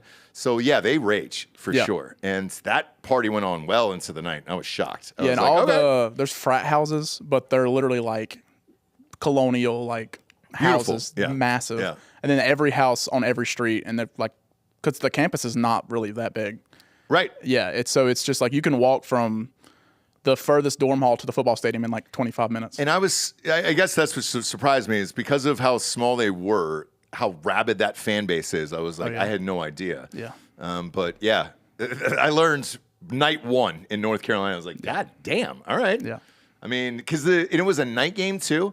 Oh yeah, obviously because everyone's blacked out already before the kickoff. Here's the wild thing. So it was a night game, and obviously that's the only way you could show a projector on the side of a house. But the other, like the real night game of the night, was like fucking Georgia, Tennessee, or something like that. And I was like, they did not care. No one turned that game one goddamn time. Mm-hmm. And I was like, man, I just want to know the score of this because I had money on it. Yeah. And it was, I had to watch the scroll at the bottom of the thing. And I was like, motherfucker, they wouldn't even turn it. So yeah, diehards. Yeah, the only time I've ever seen someone pull up a game other than East Carolina, and it was like a 2 TV system. Mm-hmm. It was when Alabama lost to Tennessee whenever they took the goalpost down to the river, like in 2021. Yeah, I think we were there. I think we were at that game. Probably. The week before, maybe Florida. Yes, they beat Florida. We were there the week before. Yeah. We had a pretty sweet walk-off Hail Mary off East Carolina a couple years back. Did you? Yeah, UCF. School? He went to UCF. Yeah. Yeah, but UCF's one of those schools that like should be East Carolina. But when we play like Gardner Webb, which means you're from North Carolina, you might know Gardner Webb. I know Gardner Webb. When we play Gardner Webb and stomp them out 45-0, and they have to come out of their tunnel in the boneyard. Yeah, dude. Just hang it up. That's what I'm talking about, dude. Die-hard fan base. We almost beat Cincinnati when they were number 4, when they had Desmond Ritter. Oh, yeah. And then Holton Ahlers dropped back and threw like the most obvious screen bubble route pick 6 you've ever seen. It was game over at that point. Oh, God, that killed me. That's all right. That was a night game, too. No, it shouldn't kill you. Desmond Ritter is exactly what Desmond Ritter. Well, Desmond Ritter was, it was like 45-45. And we were not the team to score 45. No. Especially not against Cincinnati when they had Sauce, too. I know. They had a very good defense. We had it, and we lost. Well, there's always this year, which is why we love college football. Amen. Amen. And that starts in August 30th is week 1. No. So the week before, that's week 0. Yes. So August 23rd. And that is the Ireland game that we were talking about. And you can bet it on mybookie.com. Spread's already up. Iowa State versus Kansas State there. So we're fucking 29 days away. Yeah. Let's go, dude. Can't God, wait. I'm bricked up. I'm going to have to wait. Delco, make sure you know that I'm off air because if I stand up and this fucking boner's on, they're going to delete this channel. Appreciate you tuning in, kids. Go to Spotify. Rate the show a 5-star. Video, if it's on YouTube, video will be on Spotify. We're uploading the back catalog. Patreon will always be Patreon just because we can get away with fucking murder on there. And the reason why we love Spotify over YouTube is in the deal we signed with Spotify for the company, there's no restrictions. They can let us say whatever we want, do whatever we want, all that other shit. So we love those guys. And then iTunes, just rate the show a 5-star and leave a quick review. They're not doing video anytime soon, they said. So, but the advertisers still give a fuck about it. It's all they care about. So please do that as well. It really fucking helps. Appreciate your support and your brothers and everybody else who supports us on a daily basis. For D'Anthony Hollaway, I'm Ross Patterson. This is Drinkin Bros Fake News. Good night, everyone.